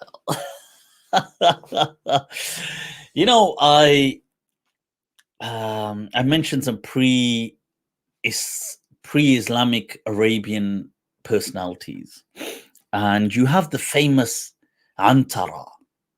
Everybody's heard of Antarah. Antarah ibn Shaddad. Allah labsi. All right. So if you look into pre-Islamic dons, the absolute warriors of, let's say, the top 5. I mean, you could stretch it to the top 10, but if you look them up, the top legends of pre-Islamic Arabia, Antarah is one of them. Absolute warrior. So he's from before Islam. He doesn't reach Islam, but he's from that time, and you see, he's one of these people who faces a lot in his life, a lot of discrimination, a lot of struggle. He ethnically, I mean, he's an Arab, he's from Al-Ubs, but his mother was African, and so he was dark and black in complexion. So originally his father it was common that they would sideline, there was racism and things like this. So he's one of these people who faced a very racist upbringing. He was black, he was in Arabia. It was a tough time. It was very harsh surroundings. He was abandoned by his father, you can imagine, in a tribal society. And this brought out in him a relentless, fearless warrior. That he was so just in people awe striking with his skills that his father had to come back to claim him again. His father's like, no, you are my son. Kabhi khushi, kabhi gham. It's one of those that he seriously, this is what happens. His father comes and reclaims him because he thinks, wow, that's, oh my God, everybody rates Antarah. So Antarah ibn Shaddad. And he passionate, you know what else? Is he's iconic for his love story with his, who becomes his wife. He's one of those love stories that sees it through. Most of them, they just die in tragedies, but his was a realization. He loved, she was from the same village and kind of related differently to him. The love of his life, Abla. Abla. You see, the ancient Arabs, they had these proper pure Arab names. You gotta love them, huh? We don't really, and actually, maybe some Arabs have it today. I don't know. It's definitely not a Desi kind of name, Abla. But so, and he passionately loved her, but because initially he was disowned, he couldn't marry her or anything. But later on, when he's claimed back by his tribe and he becomes the pride of his tribe, and he does marry, and he's always in love with her right to the end. And his mu'allaqat, his famous, from the top mu'allaqat, those poems that used to be stuck on the Kaaba, is his. And it begins, هل غادر الشعراء من متردمي أم هل عرفت الدار بعد توهمي. Allah. He begins by saying that, have the poets, have they left? And they disagree. Does it mean have they left anything for us to say, or does it mean have they left a place? And أم هل عرفت الدار بعد توهمي. He's speaking about the place, and he says, what was it? He speaks about her. أيا دار عبلة بالجواء تكلمي. أيا دار عبلة بالجواء تكلمي عمي صباحا. It's been a while. He says, إمي صباحا دار عبلة واسلمي. That's it. عمي صباحا دار عبلة واسلمي. So in his poem, he's addressing Abla, the love of his life. And so anyway, he's this absolute Don warrior, legend. And he's got all his poems are just about, when they're, whenever there's a war breaks out, everybody says, people say, yeah, Antarah. They say, yeah, Antarah aqdami, come on. And he turns up and he does all this fighting, and he's ruthless. So in his time, what happens is this guy known as Al-Asad al-Rahis. He's known as the lion. What a name, huh? Known as the lion. And that's because he apparently used to go hunt lions. I mean, what? How more egotistic does it get that if you hunt lions? And that's what he used to do. So he's proper rated, as in feared, sorry, not as in feared, as in he has notoriety. So what he starts is, one day this guy starts a taxing system. So he has I don't know, one of the roads or something, and he sets up this taxing system where he ties this kind of ram or a sheep or something there, and he says anybody who goes past this has to leave with it a certain amount of tax, and if they don't, he says if they don't, then, and watch, man, they don't just call me the Asad for no reason. So people obviously, and then without a doubt, he obviously off with one or two heads, puts the fear of God into people. So everybody puts this tax, and so this now spreads like this rumor like wildfire. So what happens is in each story you have that kind of that character. So you have Abla's fiance, who never got to marry her, but he's always has this jealousy of Antarah.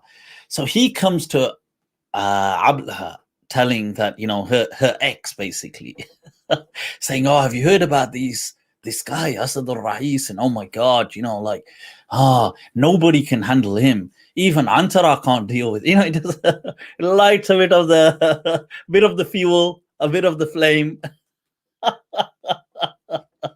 It happens in all eras, people. It happens in all eras. So now, so at this point, so Abla thinks, right, okay, so she mentions it to Antarah that, oh my God, this guy is robbing people, and people are saying he's the most feared warrior in the Arabian plains, and and she kind of says it in a way. She doesn't say to him that you go and fight him, but she says it in this way with this concern. And obviously, man, Antarah was a warrior, but at heart he was a lover. So he has this love for Abla. So he's like, Yar, huh? He's like, this is turned into kuch kuch hota hai. There's that. I need to. That how can the love of my life be preoccupied with these thoughts? So he says, you know what? Where is this person? Let me go.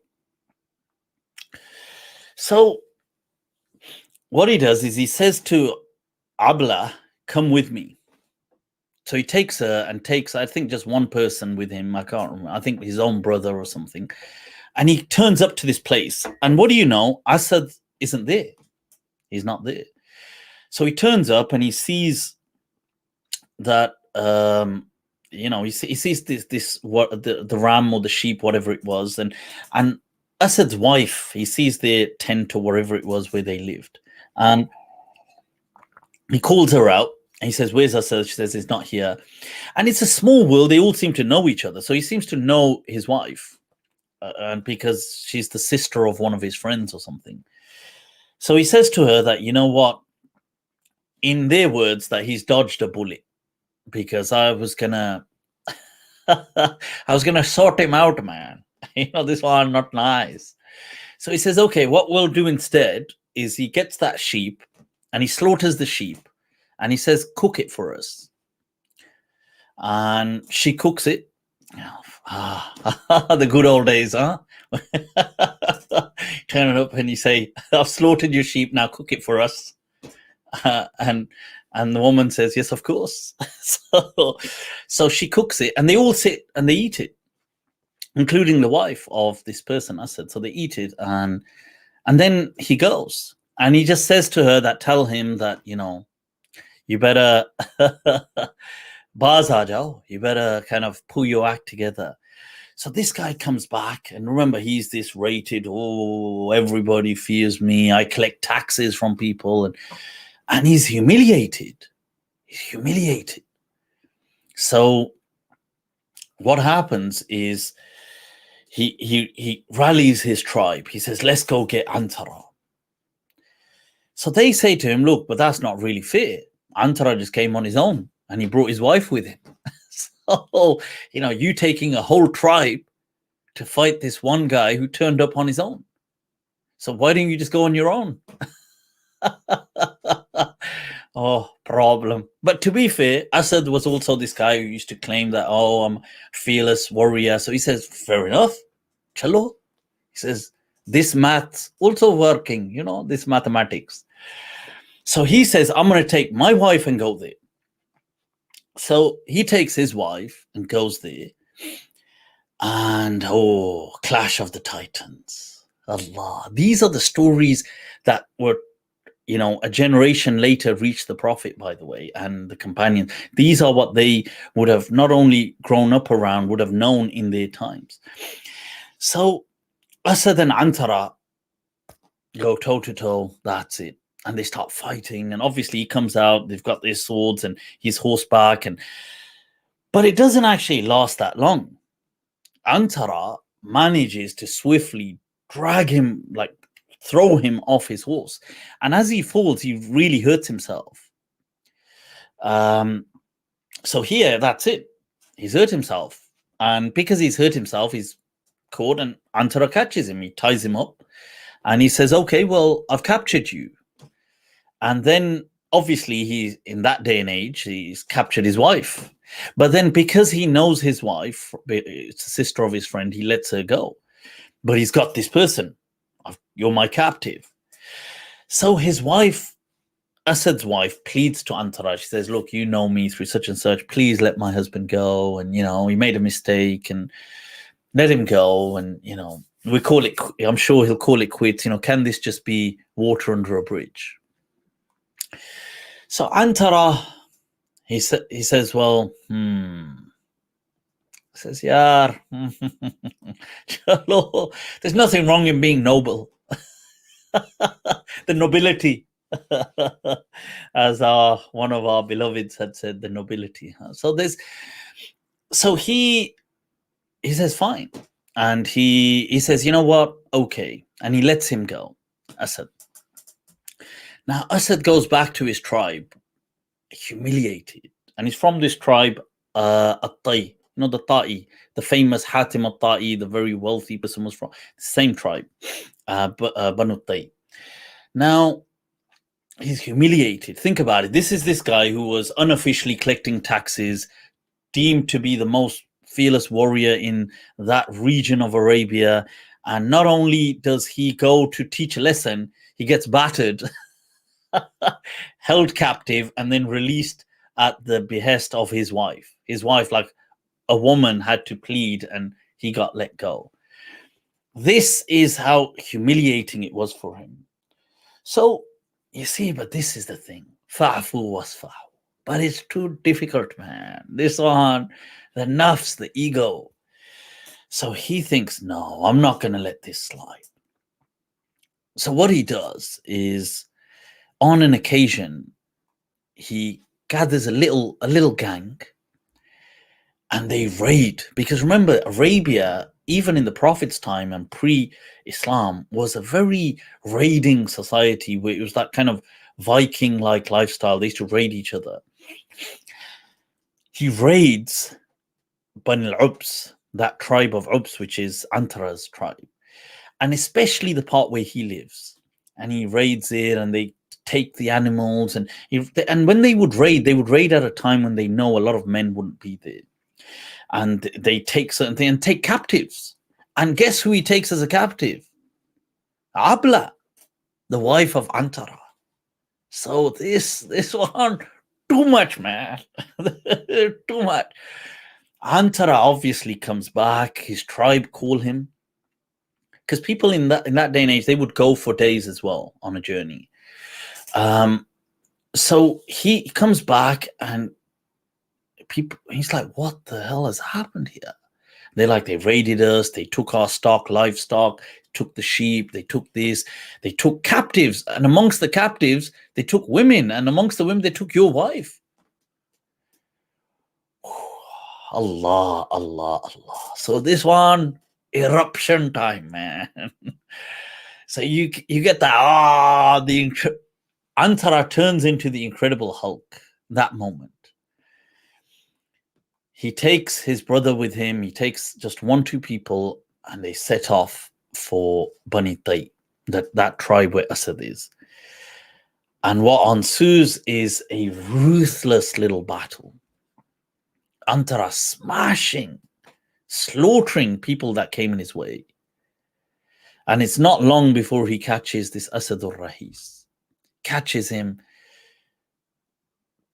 beats him, defeats him, and then ties him and is about to execute him. So at this point, when he's about to execute him, once again, his wife is pleading, please leave him. But this time, Antarah's like, no. He took Abla. Obviously, he rescues Abla. Abla, he's got her, rescues her, releases the people, the captives. Now, one of the people suggests to him, look, instead of killing him, why don't you they used to have this tactic where they would, say tactic, it's very, very inhumane. They would blind the other person. And he says, look, why don't we just blind him and leave him? Let him wander, let him suffer, let him be, like, that's it. He's blind. What can he do? And Antarah, he's undecided, but then he he agrees. He says, okay. And they blind this Asad al-Rahis. And he returns and he lives a normal, Antarah goes back, he resumes his normal life, he has even more glory, people rate him, and he lives on. And this Asad becomes an outcast, blind, disheveled, has, obviously he's kind of outcasted by his own tribe. He brought so much grief onto them. So he just wanders, and he just has like this one servant with him that sees to his stuff. Even his wife has left him. So obviously, because this guy is just a cause for calamity. Now, this person becomes so ridden with this thirst for revenge. He thinks, I have nothing left in this life except I just want revenge from Antarah. That's the only motivating factor I have left in life. And years go by. He just has this one slave with him. Years have gone by. They say 2 decades later, as a blind man living as a kind of tramp, he hears one day that Antarah is passing this particular route. So he finds out, he sends his slave to ascertain, is this true? And he says, and he tells the slave, look, I have just one thing left in life, and that is vengeance. I need to avenge myself and get revenge from Antarah. It's my only purpose. And it become that rotten, that bit. This was so his servant says, okay, fine, I'll help you. And his slave, and he says, yes, this is the path. I found out they are coming. So he himself lies in wait. He kind of sets not a trap, but he gets a vantage point, and he just sits there in anticipation. And the days go by, and he has this spear with this poison in it. I mean, they dip it in poison, and he waits and waits. And then as the days go by, this one day he hears some travelers trotting along on their horses, and he can hear them, and it's Antarah's voice. So this is the moment. And what he does is he has that spear dipped in poison, and he launches it. And it pierces Antarah. Antarah falls off his horse. His wife was with him, Abla. This is now 20 years later. And he has 1-2 other people with him. And Antarah falls. They obviously, they're not so sure at the time who's done this. They just they recognize this is a fatal blow, and this is the end of Antarah. So they just hurry to take him back to his tribe, and these are his final moments. And with that, he comes to pass, and is the death of this legend of pre-Islamic Arabia. This Asad al-Rahis becomes so that this was his life's goal, and it had burnt him out within, completely rotten with this one goal for vengeance. He obviously runs from there, and he spreads this news, I've killed Antarah, and he makes these poems, and he reaches Islam. He's not, because he lives on to a very old age, and he reaches the Prophet. And in the 9th year of Hijri, there's a waft, a delegation from Bani Tay, and amongst them comes who? Asad al-Rahis, this blind old man who was so burnt out within with this poison of hatred. He comes to the Prophet amongst the people, and there's this other great warrior from Tay known as Zayd al-Khayl, Zayd of the horses. He comes with him, who's this huge, like a giant of a man. And the Prophet welcomes them, treats them very well. And that Zayd al-Khayl, the Prophet actually called him, and this was, from the amazing, the kind of the kind of enchanting manner of the Prophet, that when he would speak to people, especially with names, he would put it in a way that would be really endearing and chanting as well at the same time. So when the person said, obviously he was known, his name was Zayd al-Khayl, Zayd of the horses. The Prophet called him Zayd al-Khair, Zayd of goodness. And in Arabic, it has that endearment. So this is at that time, and they've come and they embrace Islam, but Asad al-Rahis doesn't. He says, see, he's too burnt out at this time. And he knows it. He says that this is a man, his comments about the Prophet are very popular. He says, this is a man who will own. He says, لَيَمْلِكُ رَقَبَةَ الْرِقَابَ الْعَرَبِ. He says, this is a man, he could tell. He says that this is a man who I can tell by just being in his presence that he will go on to rule all of Arabia. And he says, but I won't let him. Check this out. He says, but I won't let him rule me. And so what he does is he leaves that delegation from there and he doesn't go back. He heads towards Sham. He says, I'm going to leave the Arabian Peninsula. And it's transmitted that he shaves his head and becomes a Christian. It's interesting that shaving the head was seen in early Islam as a sign of almost counter-Muslim. It's interesting that later on it became almost a cultural practice of Muslims. But in early Islam and in the Prophet's time, shaving the head was often a practice done by people who did not like Islam. And or a person may have shaved it for the pilgrimage, but often that was one of the symbolisms of that. So at this person, he leaves and he goes, and this is the, this where a person burns his own soul by hatred in life. And it doesn't matter what, even if you see goodness in front of you after that, or you see anything, you're too burnt out. You get those people too bitter. And that's it's a fascinating story. I just I don't know why. I suppose it was relevant and it was interesting, and I thought let's share it. Maybe some of you might find it interesting and do your own research. But that is, they say, holding on to this thing, anger is like holding on to a piece of coal, or I like Nelson Mandela's quote. It's like, drinking poison and hoping the other person dies. You really just damage yourself. Let me share the link, people. Those of you that want to jump on can do, and I get sometimes carried away sharing stories. I hope I'm not boring the hell out of you guys.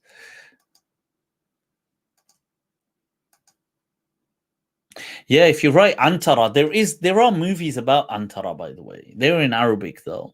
Obviously, he's such a famous character. Antarah is so well known. But yeah, I've shared the link. Shukran, Lolo, saying very interesting. Thank you for sharing, Shukran. So I'm glad I didn't bore the hell out of you guys. Right, so that's enough of narrating. I've shared the link. Those of you that want to jump on. Zir Salim, I actually spoke about Zir Salim last week. Was it last week or the week before? So if you go back to last week's session, I spoke about Zir Salim, about Kulayb, the whole Harb al-Basus, and just this character as well, Zir Salim, and even slightly about Harith ibn Ubad. I mentioned all this stuff. It's definitely worth checking. I'll make it into a separate clip as well. Right, so I do love history and I love learning about different people, and I don't know, they come to life for me for some reason. All right, people, those of you that want to jump on, if you want to jump on and you've got somebody said, oh, that's a saying of the Buddha. Oh, I thought it was Nelson Mandela, but fair enough. It's great wisdom. Holding on to anger is like drinking poison, expecting the other person to die. Somebody said that was so boring. Well, cello, it's, you know what? It's my time. And I'll use it as I please. I'm sure maybe someone someday will think, you know what, that was actually an interesting story. So let's. Right, was there? Did I miss a super chat or something? Right, there was a super chat by Nora. Yes, please do a video on sin. I'm trying to clean my life up. Use some of your wisdom. Shukran.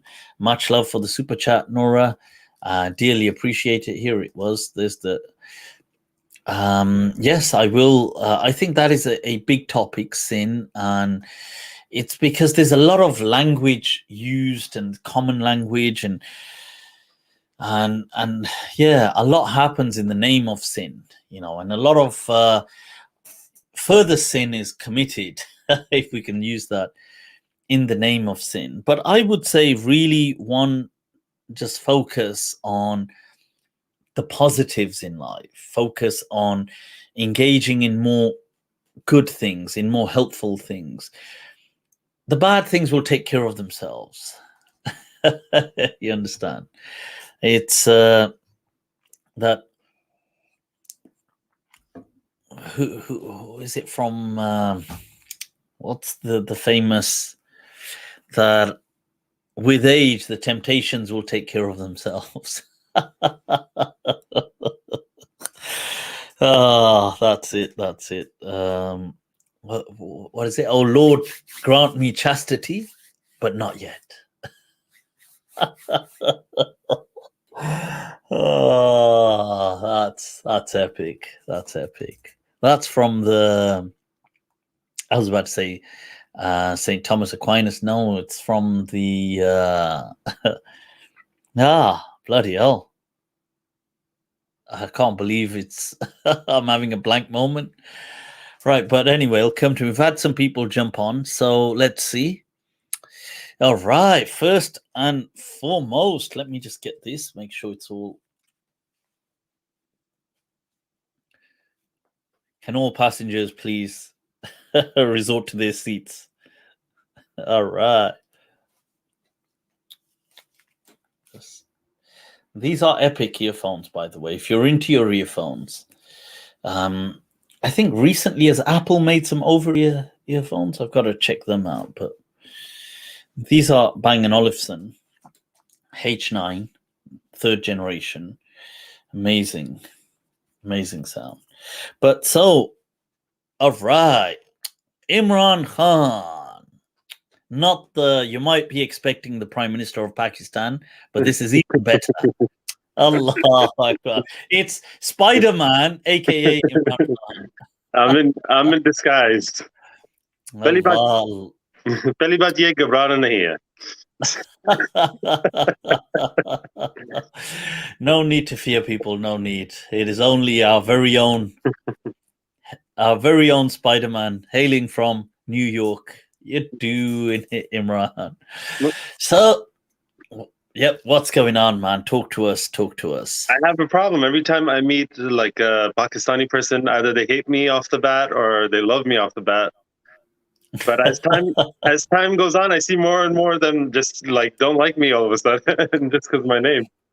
Serious? Wow. Naam se badnaam. This is Allah. You should start with the Imran Khan. You should start with the Naam to suna hoga. I do. My wife always laughs. I'm always like, Imran Khan. Naam to suna hoga. That's a very famous, those that don't know, it's a very famous Shah Rukh Khan dialogue. He says it with Raj, Naam to suna hoga. You would have heard of the name. It's a very famous quote from one of his movies. Yeah. Right. So, all right. There's the little one, the mini Spider-Man right there. You're doing it. So, what's going on, man? What's happening stateside? Man, alhamdulillah, everything's good. One of our family members had a stroke, actually. So, her name is Rukhsana Anwar. Inna lillahi wa inna ilayhi raji'un. May Allah grant her shifa. I mean, what happened? Were they developing health conditions, or was it just out of the blue? She had, I think, a few weeks ago, before she had been told that she's having some heart issues, and they were going to do some procedure, but I think they sped it up, and then all of a sudden she might have had a blood clot that led to a stroke, and she's recovering now, but very very slowly. I just did a FaceTime call, and alhamdulillah, after like a long time we were able to see her smile, so that was a positive.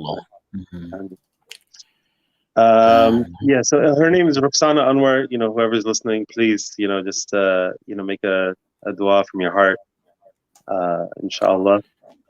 Ameen. Allah grant her shifa and a swift and complete recovery. Ameen. Ameen. Thank you. So, okay, sure. What else has been going on in your life that you've been preoccupied with, or what's preoccupying your thoughts in a better way, shall I say? I was listening on and off today. It seems to me that a lot of the messages about forgiveness, letting go. Yeah, today's the theme was really just on this thing of Hilm as well, of kind of keeping calm, the ability, composure, maintaining composure. Yeah. I find that when I was young, I had a lot of anger. You're still very young, yeah. You can't come. Okay, when you're that young. And when you're speaking to people that are older than you, and you say to them, when I was young, and they're thinking, yeah. It's like I speak to sometimes. Let's say I'm speaking sometimes to people, and they'll say, here in secondary school they have GCSEs, yeah, and as their exams. So and this will be, I'm speaking with an adult, yeah. So and we're just talking, and they'll say something like, "Oh yeah, we did that in our GCSEs," and I'd think, GCSEs. And it just reminds me, oh yeah, they're just they're still so young. Yeah. Yeah. But some things happened in my life, when in my teenage years, and I kind of flipped. So now, okay. What was her name? Or what was his name?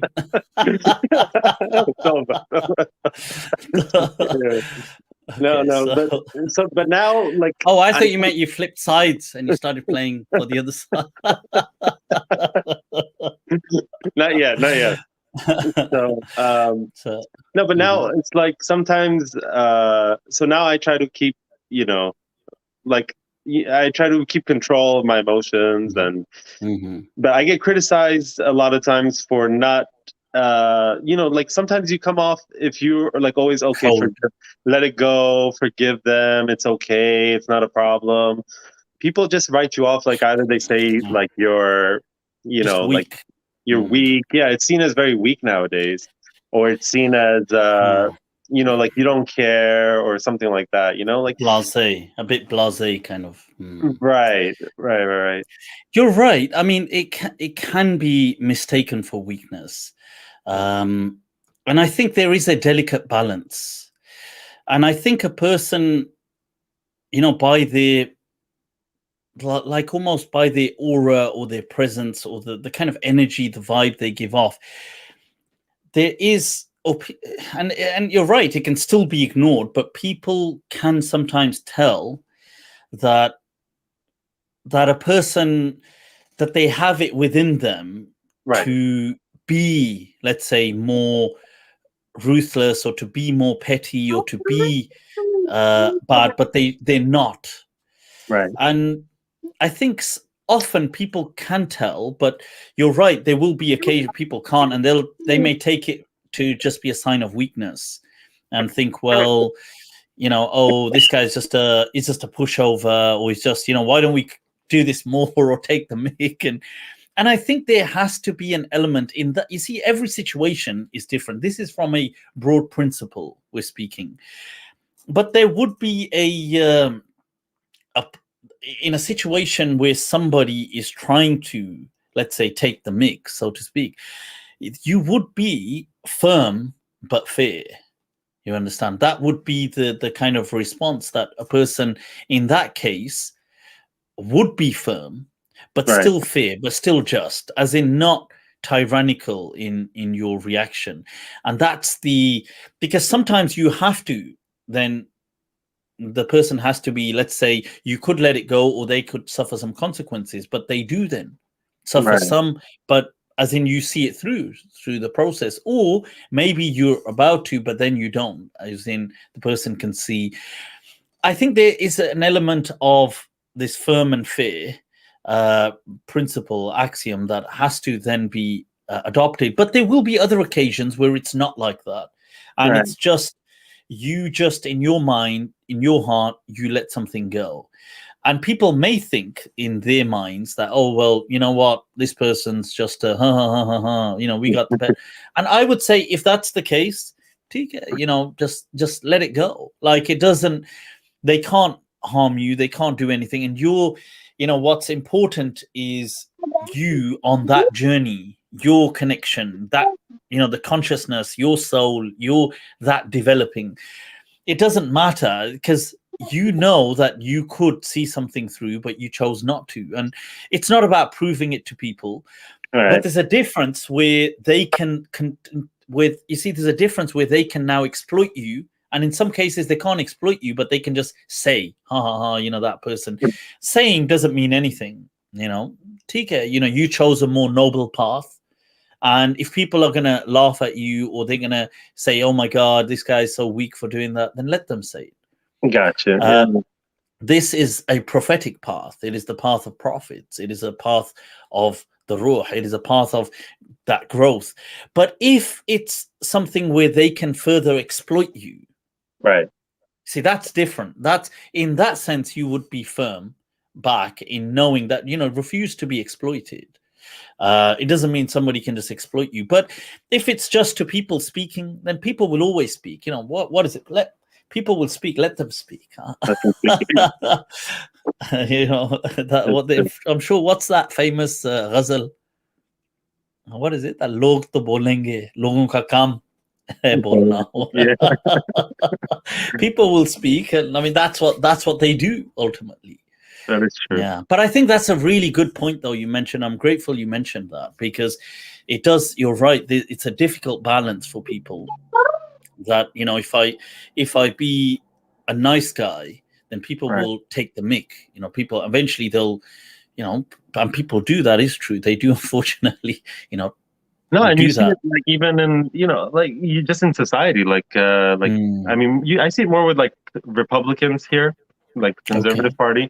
I mean, they love Trump because he doesn't take crap from anybody. Like Biden, he'll be, his kindness is often seen as weakness or whatever, But just in general, like I just see that in society. That's my little. I think that's a brilliant, brilliant point, and definitely accurate insight. And I would advise people to always have within them, though, that presence. Yeah. That you don't. You see, I wouldn't encourage people to be weak ever. Yeah. I would encourage people to be powerful and to be strong, whether it's physically strong, mentally strong. To have that and let it, because it is an energy that is felt when people, it doesn't need to, people can feel as well, because just being weak is not, you see, it's compassion is often really admirable from a position of strength and power, not from a position of weakness.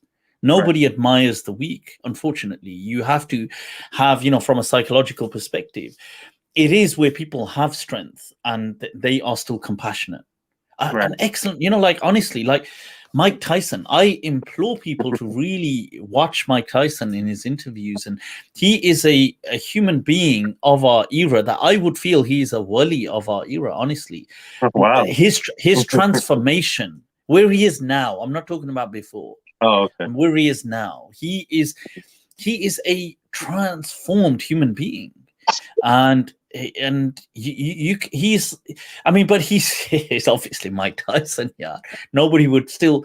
And you see sometimes him on these interviews and people saying things, and and they push the joke sometimes, and he's like, and they can't tell, and you can see the fear still in there, thinking, oh my, he could just at any point get up and just pulverize us.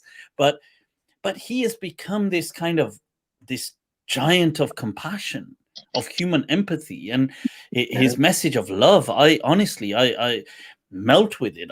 Whenever, YouTube always keeps bringing him up, his little clips. And I always, he just brings the next one. He'll just bring the next one. Whenever I'm on YouTube, one of the videos will be his, because I've watched a bunch, and I always watch them, just short clips. And the love is so genuine. And unfortunately, he went through trauma to get to it. But it's just, yeah. So I agree with you. It's important people do pursue power, but they become a source of good for it. I always like to feel that if it came down to the crunch, that, I don't know if this is what I like to believe. If it came down to the crunch, I would not wrong the other. But I can't be so certain that the other wouldn't wrong me. Therefore, I would always try, where possible, to be in the position where I have the power. So you keep yourself in a place, because I would think that if it came to the crunch, I would, from how I know myself, Allahu A'lam, obviously we all, and we're creatures at the end of the day, but from how I know myself, I believe that I would still be just. If it came to the crunch, I wouldn't be tyrant. Like, I would feel that about me towards another person, that I would not, try to harm people. I would not try to. But I can't be so certain that the other wouldn't, unless it's situations you can and you trust. But in other situations where you feel, well, if it came to the crunch, I don't know. The other person, can I really trust him to be just, or her to be just? So therefore, I would always be, if possible, in a position of power in that dynamic, or I would try to, if I can. Obviously, in many you can't, but in where you can, I would try to do it that way, thinking, well, I would aspire for justice, or not justice, for fairness. Allahu A'lam. I mean, this is just a thought. I'm saying it. People, we're all human beings at the end of the day, and we're all trying to, at least we're trying to better ourselves. Yeah. Cool, Imran.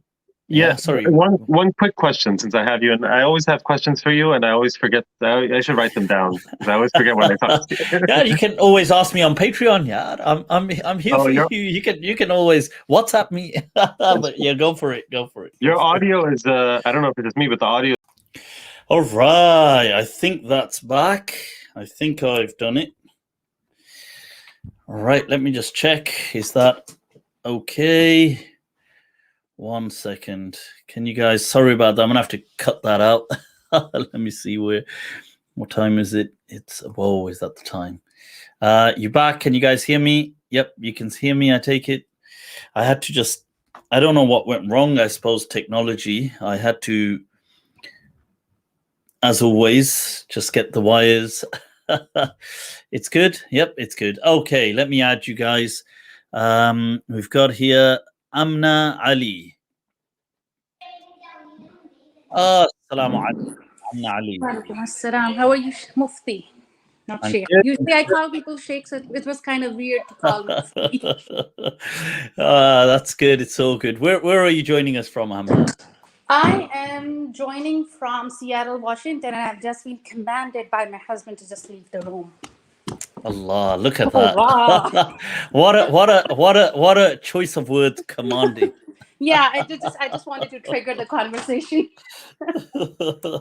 Well, that's good. So okay, so ahlan wa sahlan. I'm really grateful, despite the command, you've decided to join us. No, I know, I'm joking.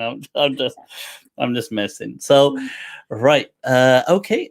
What's share with us what's on your thoughts and what's preoccupying your mind, and how can we help if there's a question? Yeah, there's one question. I tried to contact you via your, Facebook inbox and email, but I know it's email as well. Okay. Yeah. So this one thing, when it comes to, like, I'm a student of marriage and family therapy, and Of in what? our Sorry. Of what? marriage Marriage. and therapy. Oh, marriage and therapy. Okay. Yeah. Yeah. Sure. Excellent. So, and in my discourse, there's a lot of debate about patriarchy, misogyny, chauvinism, and me as a person, I always say I necessarily do not have issues with patriarchy. I see patriarchy as just as a, if there's matriarchy, patriarchy, egalitarian, as long as it's working. Misogyny, definitely, I do have issues. Of course. Of course. So, but then there's one thing in Islam, when it comes about, calling Allah he or she, there is some debate, and I'm like, I'm fine with that. Even with, as a woman, I do not see personally any issue if woman is doing the, leading the Jama'ah. I don't see issues, but then again, it's not a big issue. Exactly, and many scholars felt the same as well. There were many scholars that were of that view in Islam as well. Yeah. But there's one thing that triggers me a lot is there is nothing. I try to read hadiths, I try to read Quran. There's no exact mention that a woman is not supposed or is forbidden from praying and fasting during her menstruation. I couldn't, like the hadiths of Aisha radiallahu ta'ala, that I would fast before the next Ramadan comes. It just means that she used to fast her missed fast. Doesn't say that she wasn't fasting because of menstruation. It doesn't say that. And who told us not to fast? If I cannot fast for first 3 days, I'm in a very bad shape. But after 3 days, I can fast and I can pray. I'm not sick. So taking one ruling, a sick person may not fast. And and then taking the other part that the woman is unwell, so then don't come close to her, and merging them together. And because this is not now patriarchy, this is now someone is telling me I cannot pray like everyone else. That's my relation to God. That's not my relation to a man. Yeah, of course. I just want to 1 second. I just want to double check. You can hear me, can't you? I'm just having some comments from people saying they can't hear me, so I don't know why that is. So okay, so as long as you can hear me, I'm sure it's going through fine as well. The viewers can hear as well. Right. So okay. I think yes, of course, what you're saying is on point, and so let me just break it down from my perspective. You're absolutely right, and I 100% agree that, you see, menstruation is not an illness like that, and it's not whether people want to say if they're using it in a very loose term to say as in health is being impacted momentarily, then fair enough, but it's not an illness as in a disease or something negative. And also, more importantly, I think this is more importantly, and I have got videos on this, and I've argued that menstruation is not a state of impurity. So it is not a state of ritual impurity. There is people associate it with a ritual, like a kind of a spiritual dirtiness, and that is just inherited culture. Because the Quran does speak about menstruation. Yes, alunaka anil mahid, that they ask you about the menstrual cycle.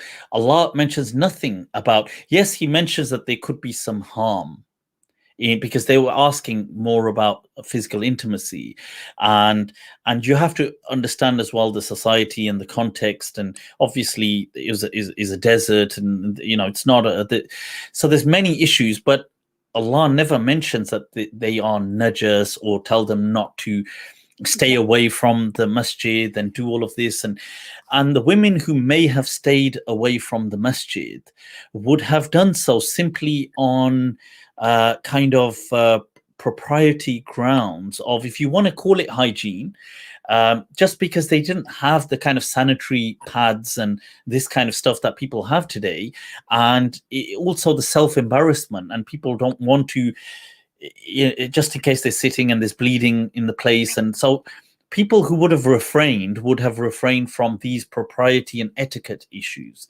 not so much about it being an impurity. And some scholars may have interpreted that as, and they certainly did interpret it as najas, as impure. And others, their fatwa would show differently, like Imam Malik saying that a menstrual woman can read the Quran, she can touch the Quran, she can do this. And some of the Maliki are saying she can go to the mosque. And I know some of the Shafi'iyya say that as well. But my point is that there is a lot of this cultural clouding, and this image has been inherited. It's not just Muslims. Many cultures had this image that a girl in menstruation is somehow really impure, like remove her from the house. So in many Hindu practices, in other cultural practices, they would make them actually sleep in a separate quarters and not even enter the premises because she's impure. And this is wrong, is superstition, it is anti-Islam. There's nothing like that.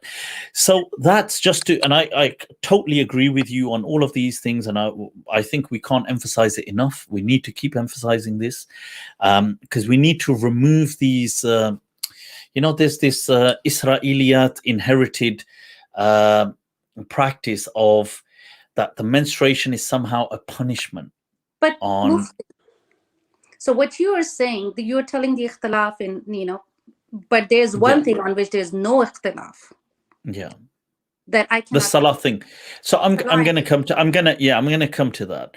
So I was just clarifying, I was just kind of laying out the foundation in saying that these things are important, in stating that there is this Judeo-Christian inherited belief of that Hawa, Eve, was punished for misleading Adam by giving her menstrual pains and childbirth pains and all this stuff. And this is nonsense. It's not in the Quran. It's not from the Prophet sallallahu alaihi wasallam. This is from the Judeo-Christian kind of traditions. So okay, so that's just very clear, putting it out there. Now the other thing is, okay, so once we've got that, we understand. Now the question is, right, what about things like Salah and Sawm?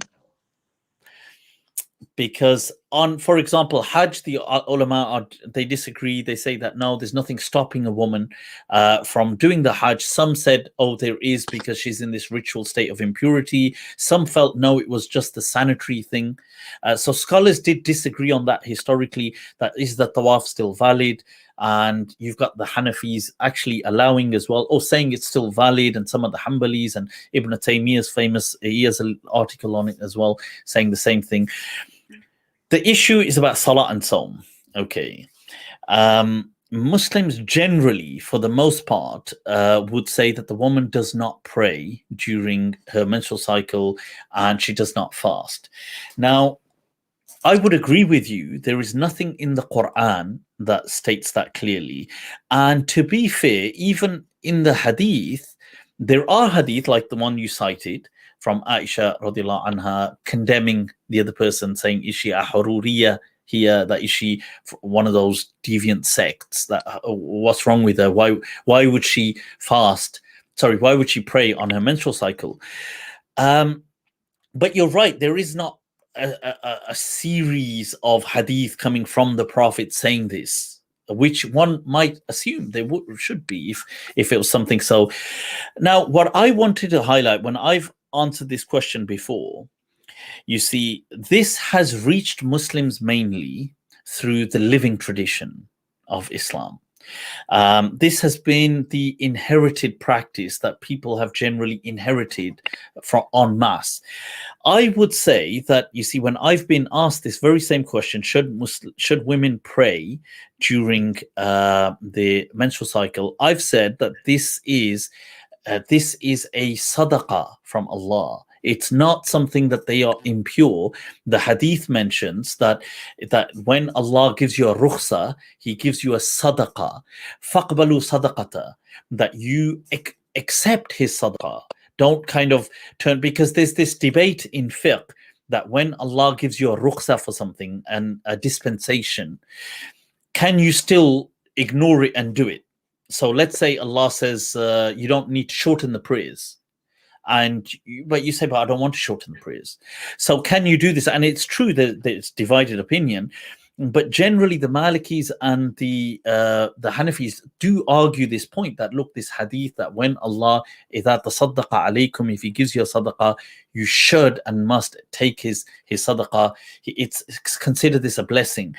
That's what I've said from that ruling, that look, that people should see this in a positive light, not in this dirty light of, oh my God, I'm filthy, I'm impure. As to where we don't find this in the Quran, or we find it in some hadith, but we don't find it in a plethora of hadith. And that is true, we don't, but it is part of the inherited living tradition. That means that in early Islam, people, they learnt Islam. You see, Islam was not taught, contrary to what some people may, anybody with a decent analytic frame of mind will know, Islam was not taught via hadith. Islam was not taught by people saying, okay, I'm going to sit down today, here's the hadith to teach this. It was not taught like that. Islam was just taught from parent to child. That was it. And they just taught it like that, was mostly like that. And then some people may have, for example, turned up in a mosque and just seen people and just done it like that. It was a community kind of an organic growth it had. It wasn't something which was done academically. It wasn't like, oh, we've got an institution, these people are graduates from an institution, and that's a much later institutionalized process of Islam, of any faith. So in early Islam, it was just taught by the living tradition. So people just taught it, and this is how they inherited it. So the fact that that is how it was inherited, I would feel personally, I would feel very safe and sound, and I would endorse that in saying, look, that was the inherited practice, that women on a menstrual cycle don't pray, and it's a rukhsa. That's how. It's not an impurity, it's a rukhsa. But the question comes, if somebody chose to still pray, if somebody said, I'm going to still pray, to me as an individual, I would find myself with those, because the scholars here would be divided. I accept the majority of the scholars may be very condemning and saying, oh my God, how can you pray? Because they are tying it in with that impurity. You see, once you remove the impurity, that it's a woman is not impure on her, this is not an impurity. It is a state that, okay, because there is blood loss and it does affect, it is hormonal, and it does, it's definitely factual that it impacts, even, you know, it impacts mentally in the sense that people are stressed. You are, you know, and this is, it's something that unfortunately is then very regular. So at that time, Allah has gifted them that, look, you don't even need to worry about salah. Just take care of yourself. That's all you need to do.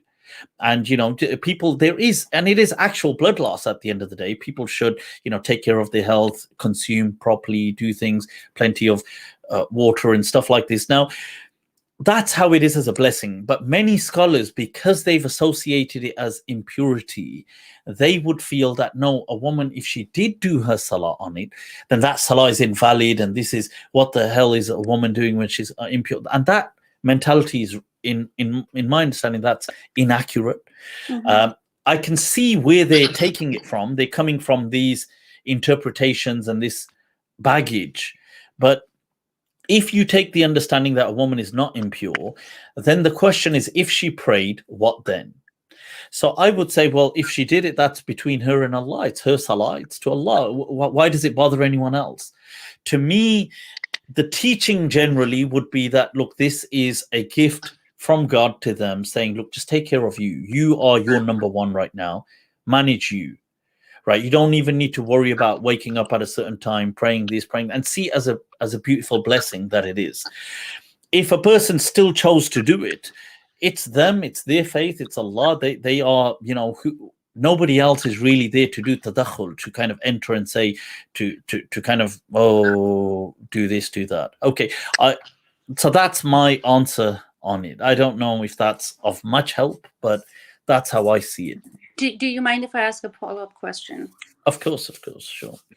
So my thought process around this was that maybe it was never a practice, and then came all the fiqh, And then came all the philosophy that kind of got included in Islam, in which women was, lower to men. And then that's when it became that, you can't pray and you can't fast. Now, fasting is more of a triggering thing for me, for one Okay. reason, as a woman. And, you have studied psychology as well. Post-menstrual, premenstrual, symptoms are Of course, PMS. PMS. Yeah, PMS. For many women, they can get really wacky. For many women, that is actually more painful than periods. And for many women, they become literally to the point. Not many women. Some women actually become kind of depressed and hysterical. Isn't it usually on the period? No, it's before. It's usually a week before. And Okay. if systems, no, I mean because I know, I'm not saying it's justified, but the typical the typical understanding is that when people will say, oh, well, the woman's on her period. It's PMS, it's pre-menstrual syndrome. So it's pre. So that's when usually women are actually not in good shape. Plus, I mean, are you saying that's most women? That's most women. That's actually, because that's why it's called pre-menstrual syndrome, not present. But I mean, I get that, but are you saying it happens to most women? Most women. That is why the name is pre. That is why. But not during. You feel that they are better on their period than they are when they're off the period. Not necessarily always. So usually the way the medical cycle works, it's like a week. Sometimes it's even 15 days for some, but a week or so, 3 weeks to 7 days. The hormones kind of get all fluctuated. During first 2-3 days, they're in bad shape. And then after that, they start getting better because the hormonal cycle is getting better. So if some woman, and then there are rulings like, if it's like 5 minutes before Maghrib, you have to fast again. And now there's a woman, like 18 hours fast. I fasted the whole day. 5 minutes earlier, and my fast is invalid, while this is not said anywhere in Quran that my fast is invalid. And you are now making me to fast outside Ramadan when no one else in my household is actually fasting. I am waking up at Fajr to fast alone when no one else is. So that's an extra. So instead of giving me a rukhsa, it's actually giving me a punishment. Not to do what? To do the cooking and to do all of that before? To eat before sahur. So, okay, if I haven't what's the fasted in opposite? Ramadan, What's the opposite? Like, just so I can compare. So in 7 days, I didn't fast because I was feeling sick. Oh, no, because I wasn't feeling sick, because I was told that I cannot fast in my menstruation. So for 7 days, I didn't fast. Okay. Now I have to make up those fasts outside Ramadan. Okay, but that's a different. There's a difference of opinion on. But carry on. Sure. So that's the main understanding that I have heard in Hanafi. Right. No. Sorry, you're right. You do make up those fasts. And then I'm waking up. Everyone is sleeping because I have to make up the fast. When I personally, I think if I wanted to take off days from fasting, probably I would have taken it in my PMS before, like 4 days before my menstruation and 3 days in menstruation, for example, or maybe just 2 days. I wasn't feeling like, if my leg is hurting, I'm in pain, but I'm fasting. If my hand is hurting, I'm fasting. So if I'm on my menstruation, why can't? Not don't. I fast. I fast. Why am I told I can't fast when I can fast? Right. Okay. So, I guess this is one of the really, this is why we need more women ulama. See, somebody just said, "Hey, Mufti, you didn't know this." See, I don't have periods, so I wouldn't know. But I have asked many people. No, I'm joking. No, there was one woman who replied back and actually said, "If you want to fast." Yeah, sure. You see, so the thing about what you said is I didn't know that. I've heard of what you said, PMS, and I've heard of also So clearly, I mean, I'm sure most people have heard of that. But I was under the impression that most women, it's still worse on their period, as opposed to that it's when during their period they have intense cramps and things like this that are very painful. So, and there's actual blood loss, and which is 2 to 3 inevitably. tablespoons. Yes, so there's inevitably a physiological thing taking place, and there's obviously the hormones and all of that. So I would have assumed for most women that the actual period would probably be much more frustrating than before it. I would have thought that. So I'm just answering. But the fact that if you feel most women are the other way, it could equally be. I mean, I don't. It's not my. I'm not. I don't have any specialist knowledge in that. So, but what I would say is that you see the question here is. See, there's two different questions. One question is that before my period, when I'm going through my PMS stage, it's bothersome to fast. I don't want to fast. I would say if this falls under the same thing of not being well, because you're technically not well. You see, not being well that's exactly what it is. Well, you see, I could have a severe migraine and not be well.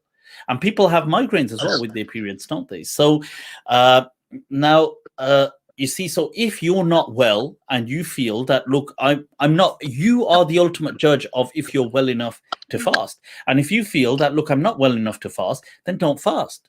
So that's what I would say. That's one question. The other question is, during the actual menstrual cycle, I want to fast though. Yeah. So it's kind of on its head. You flipped it on its head. Yeah. The general teaching that I would say, I would go with the general teaching in saying that, look, this was the inherited practice and it's a blessing from God. You don't need to do it. So that would be my teaching. It would be that we go with the general tradition. But if you did it, like, let's say you said, look, I asked this lady, she said to me, why don't you fast? And that's my view. I'm going to fast. Let's say you say, that's my view. TK, I mean, I don't think, oh my God, you've committed some major, you fast then. It's not, at the end of the day, it's not the general teaching that I would go by, because I would see that this is the inherited tradition. And I don't see it as a bad thing, to be honest. If I got a couple of days off every Ramadan, I think most guys would be quite chilled with it. But I think, or if I got a couple of days off with Salah, you say you don't need to pray. To people, they think, well, I don't see what the issue is. That it's just you're just getting time off. You're not doing extra work. You're doing less. But if you still went ahead and did it, I don't see that. It's not like, to me, that's not like, oh my God, this is the end of the world. Like, what's the difference? You just chosen to do it. It's your relationship. It's you and God. At the end of the day, you did it. You did it. It's as simple as that. I don't. That's where I stand. I do have trust in the. What's this? Right. I do have trust in. Sorry, I was just trying to see some of these comments. Right. So I do have trust in the tradition not being the way you said. You see, even from an anthropological view, that's not how the tradition came together. Even if you just look at it, imagine you de-religionize it, and you just use your own brain and you just use your own analysis or anthropological analysis to understand how communities form practices.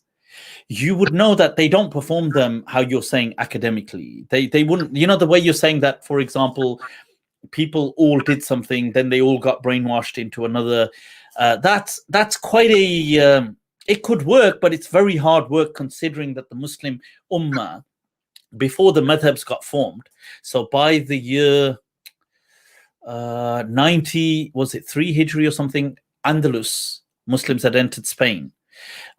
So this is less than 90 years after the Prophet. And fiqh, like for example, Imam Malik passes away in 179 Hijri. So it's like that's yet much more. At this stage, Muslims haven't even begun writing hadith, and they've already entered Europe. So for the communities to be this diverse and then they all brainwash everyone to forget a practice. It's that would require incredible kind of synchronized engineering, which even in this day of mass technology, we wouldn't be able to totally pull off. So I would find that very difficult, that they managed to brainwash the entire Muslim community everywhere and eradicate a practice and counter embed it with a different practice. It's very conspiratorial and too difficult. So I would feel, I would go with that this was the inherited practice. And but I agree with you, there are not many hadith. There are some, but they're not many. And that is enough for somebody to raise a question in saying, well, why are there not many hadith? But then this is why some of the early schools distinguish between hadith and sunnah, and they said that the hadith are not the sunnah necessarily. Yeah, so that's I hope that's I hope, somebody mentioned something about the mic. No, I hope that's fine. You can hear. So yeah, I hope that, I don't know if that gives you much of a, see, what I would say is, look, if you pray, you pray. At the end of the day, you're not doing any harm to anyone. You're not abusing someone. You're offering some devotion to God. So it's, at the end of the day, your heart is coming from a place of love for this deen, for ibadah, for God. It doesn't concur with the inherited living tradition that was long ago inherited. It doesn't concur with that, but I understand you're coming from a place of love and compassion for the deen. You're not coming from a place of, I want to harm people. So ultimately, you're just praying to God. But I would see it in some ways, like if someone said, for example, I want to pray 4 rak'at for Maghrib, where does it say I can't? And where's a hadith that says I can't? Now, in fact, to be honest with you, nowhere in the Quran does it even mention rak'at of salah or anything. This is the living tradition. It was just inherited. Now, if somebody said, but I want to do it out of love for God, I get that. They're not actually harming anyone, and it's not, they're not abusing anyone. They're just coming from a place of love for God and for devotion, but it's not the inherited tradition that was inherited. So I would personally advise to stick with the inherited tradition. It's not been some kind of conspiracy theory, because it's too big for that. That's how I would see it. I don't think, however, the person is an evil person, person's a sinner. I wouldn't use these words. Some people may use these words, and I think that's, you're just adding fuel to, this person isn't coming from that angle. They're not coming to harm the deen. They're coming from a place of compassion. But that's my view. But if people do it, we all are on our own path ultimately to, of devotion. So yeah, thank you so much. Yeah, I hope it's of some help. I don't, I suppose we tried, we try to give some words of some meaning. I don't know if it really hits the mark. Maybe it does, maybe it doesn't. I mean, the thing is here, what you said, there are not many female ulama, and those who are so traditionalist, and they do not want to challenge anything. And so I'm X years old, but I'm fine. I have been raised this way, and it doesn't bother me much. But there was a student of mine, a female, who said, why can't I give a khutbah on Jummah in my school? I'm a better speaker than the boys who are giving khutbah. And the questions are coming. My daughter right now is 6 years old. She's going to ask these questions. When I'm thinking about these questions about equality, about just like, and that's such an important topic, and I feel that we honestly need to step out. And in this topic, there is misogyny, and sometimes it's not. Sometimes it's just so ingrained that it's not recognized as misogyny. Like even the people doing it don't think they're being misogynist, but they are, because you see they've just been brought up with it as well. So they just think, no, this is just normal. But we have to recognize that, look, really, a woman leading salah, the salah is valid. It is not invalid. And there has always been a difference of opinion. And it is even in some hadith that some women led people in prayer, and it's there. And the woman giving a khutbah, I definitely agree that women, in fact, I would feel on many occasions, if in certain, especially sociological studies, you find on par, women are often more articulate than their male counterparts. Not always, but it is often the case that women are very good with words, and they definitely use a lot more words, as is often a male complaint.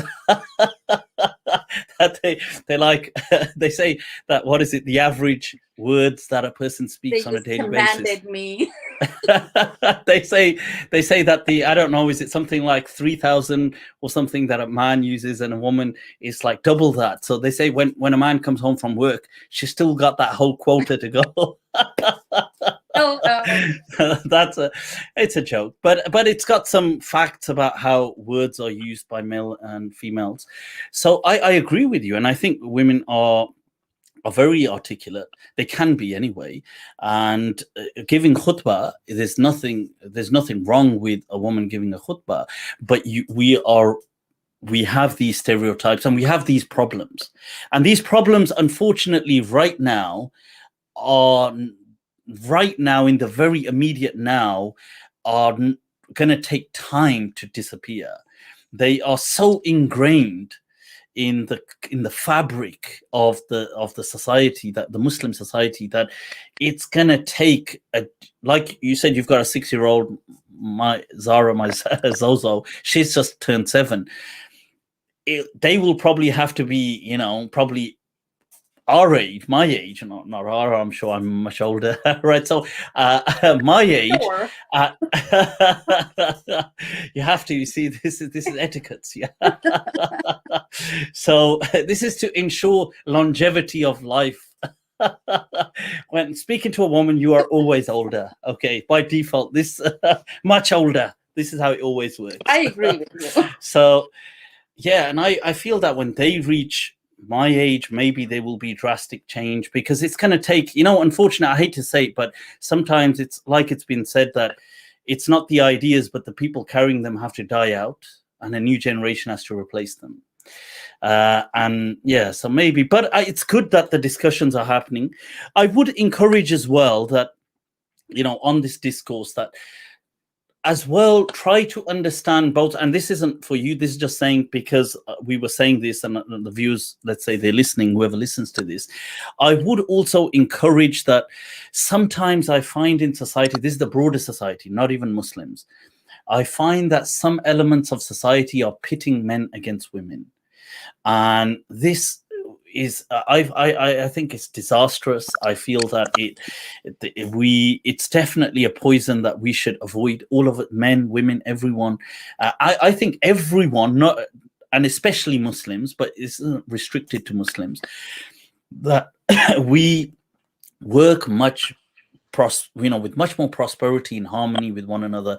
There is this kind of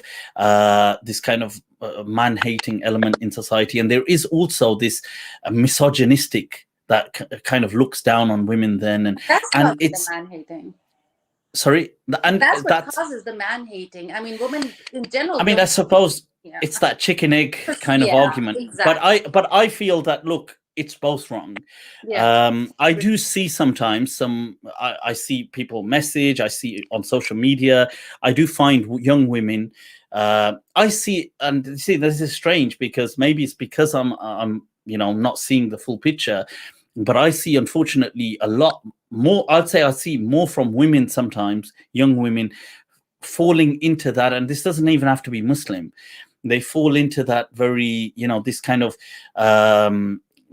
rhetoric of man-hating rhetoric, that anything that is masculine is toxic, this kind of stuff, and I feel that really it's a poison I hope the younger generation avoid, because it doesn't do any good. And this is why some of these questions, not that hopefully they never are, but that we be careful they don't come from that angle. They're not coming from this just for the sake of rebellion, that we're just kind of causing, like down with the patriarchy. I don't kind even of thing. have issues with patriarchy. Yeah. No. I mean, I feel that it's ironic because in most Muslim cultures, it's women who run the households. And it's a very matriarchal familial structure. And in most Muslim, it's ironic because people say that it's very patriarchal, but within the household, the woman usually is like the powerhouse. I'll have a 5 hours mind trap on this, and I will destroy you in that. You know what? Okay, send me a message on Instagram, and we'll Instagram. I don't know. We'll. Oh, okay. What do you? Okay. Do you already? You said you have my email, yeah. So yeah, from your Facebook. Yep. So message me on. Send me an email, and what we'll do is we'll set it up, and it'll be great to get you on a mind trap and talk about your, with relationship counseling, the kind of stuff, problems you're facing, and we can talk about that. I think it'll be great. Amna, it's been an absolute pleasure hearing your thoughts and concerns. Shukran for sharing your time. Assalamu alaikum. People, it's interesting, huh? Perspectives. Right, we've got Saif Diab waiting patiently. Look at this.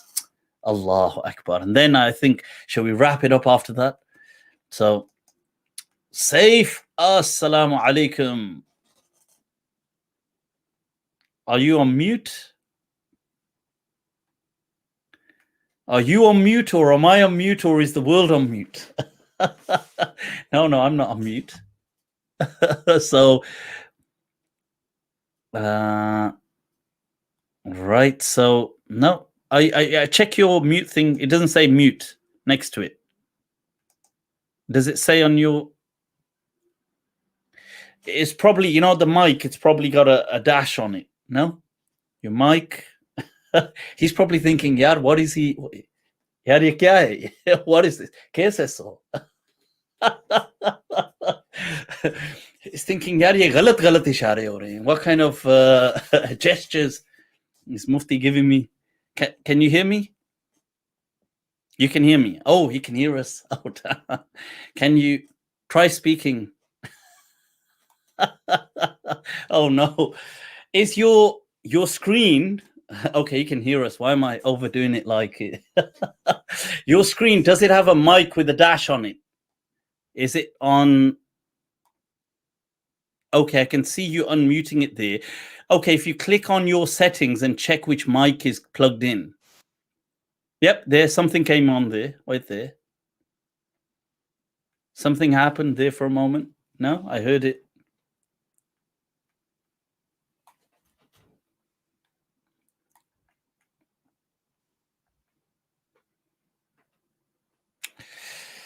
Safe. 1 minute, sure.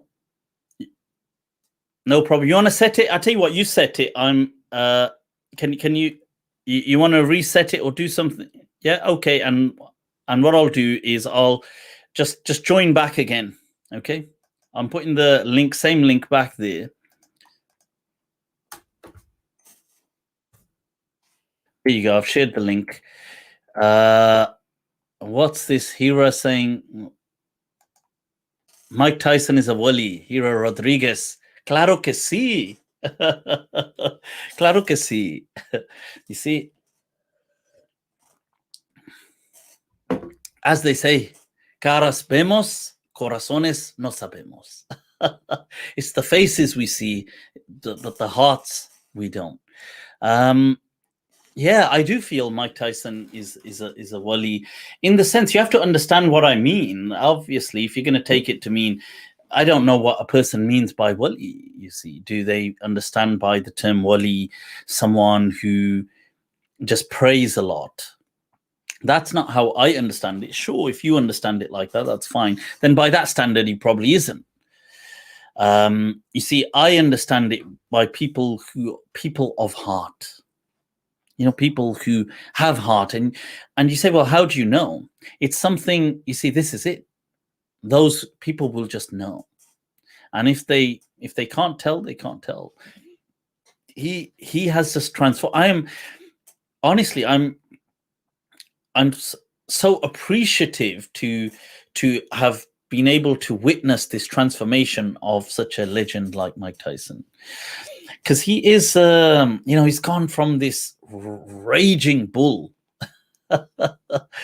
to this compassionate, loving, amazing person who's just so preoccupied with just human love and just wanting to care for people and spread a message of peace, and that is something, you see. So yeah, okay, we've got Saif Diab back.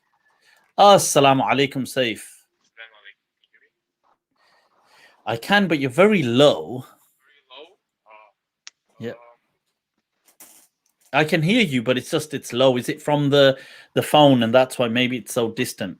It's not on your. I take it it's not on your. Is it using your ear? It doesn't sound like it's using the earpods. So, is it? Is it using them? It might be using them for speaker. Is it using them for mic as well? Okay. How about now? Yeah, that's better. That's or better. worse? That's better. Yeah, that's better. A lot better. It's absolutely fine. Oh, okay. Awesome. Awesome. Yeah. It's great. Yeah.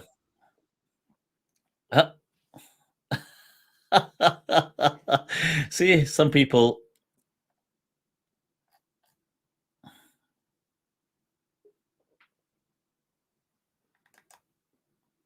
You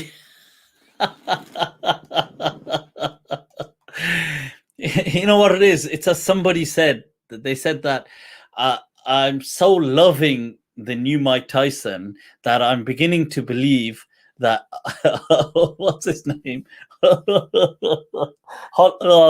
was his name? The who had the ear bit?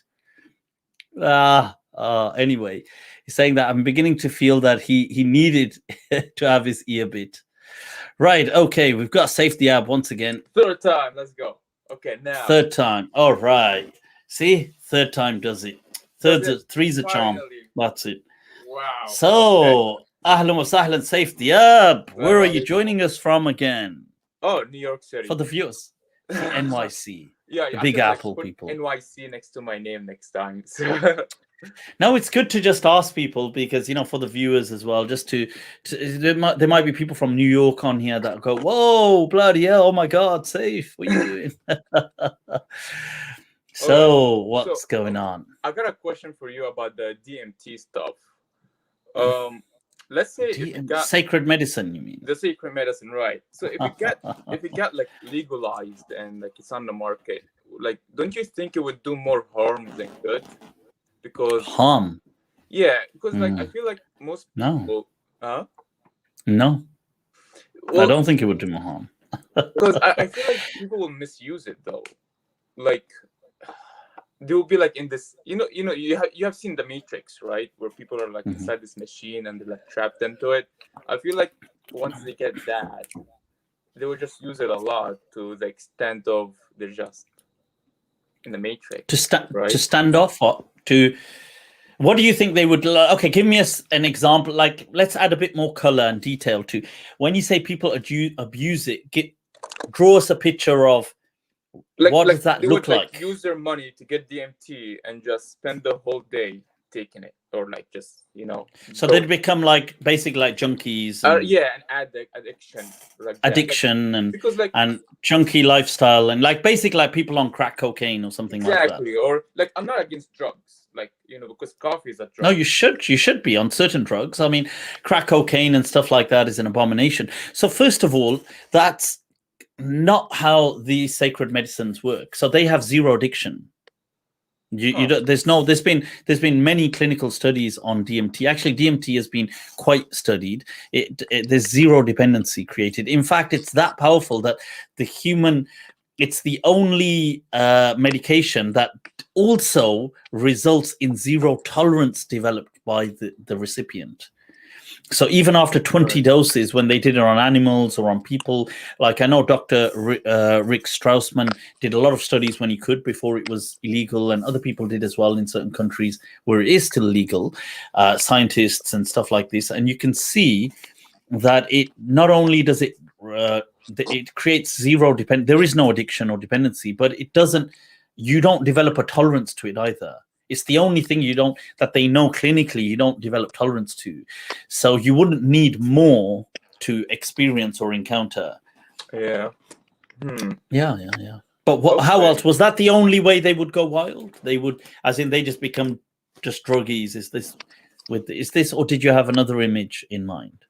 Well, that's what I like. That's what I'm afraid of, because, like, you know, I'm not like against. Okay, so marijuana. there is a bit of kind of like a clipping going on sound. It's happening again. Yeah, my phone is overheating. Okay. Sure. Right. So is it better? No, I mean, it's fine. It's just that your voice is fine. It's just clipping. Or what I can do is maybe, mute it, and then it won't come through like that. So, okay.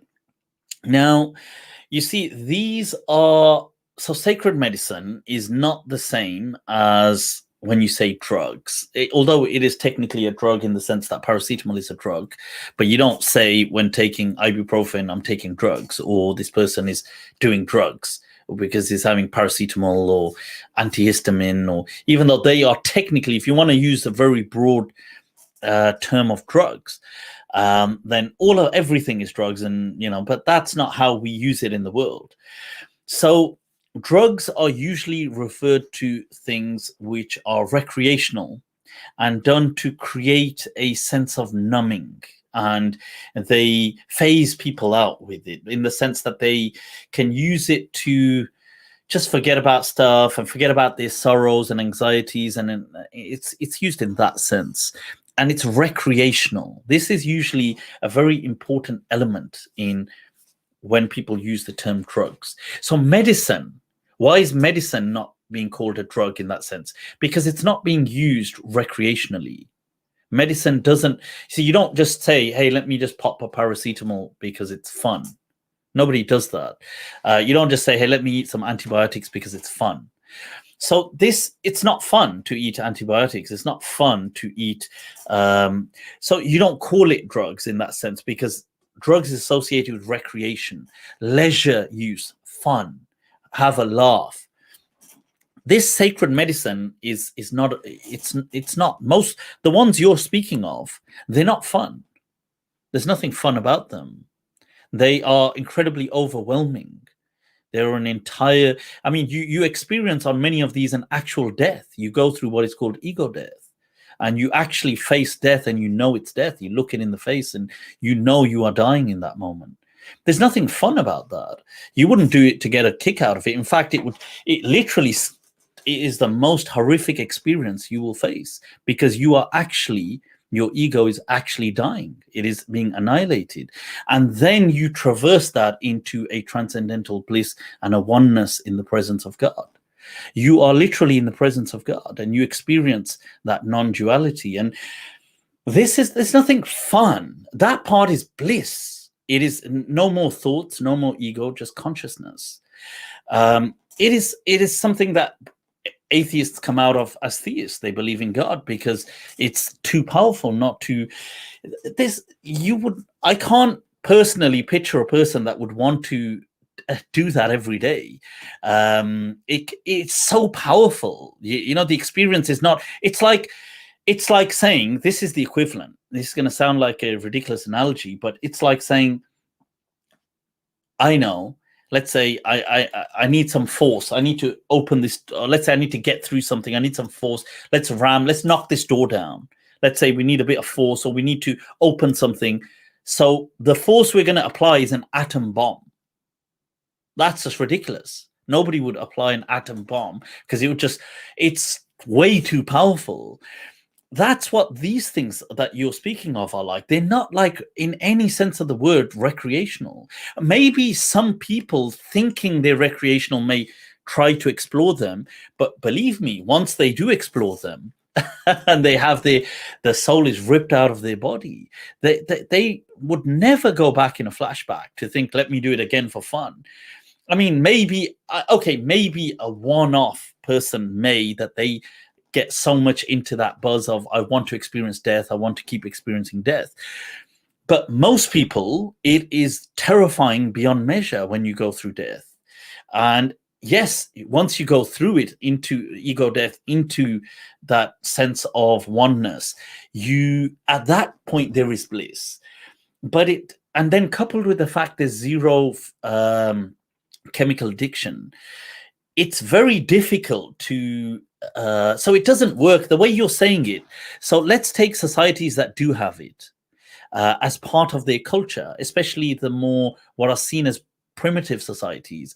Let's say people living in the Amazon that have had this for thousands and thousands of years as sacred medicine. Do they take this every day like a junkie? No, nobody does that, because it's not like that. It doesn't. It's not like you're comparing it to people taking crack cocaine who do it because it gives them such a high. They forget all their problems. They just experience this amazing feeling, and then it gets out of their blood, and then they crave it mentally. They need that kind of dopamine, and they need that kind of rush. That's a totally different chemical reaction. It's a totally different physiological reaction.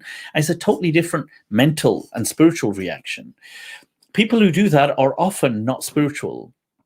They are people that are trying to escape this. Not this. Yeah, they're trying to escape the pain of this world. So they take drugs or they take alcohol to numb their pain.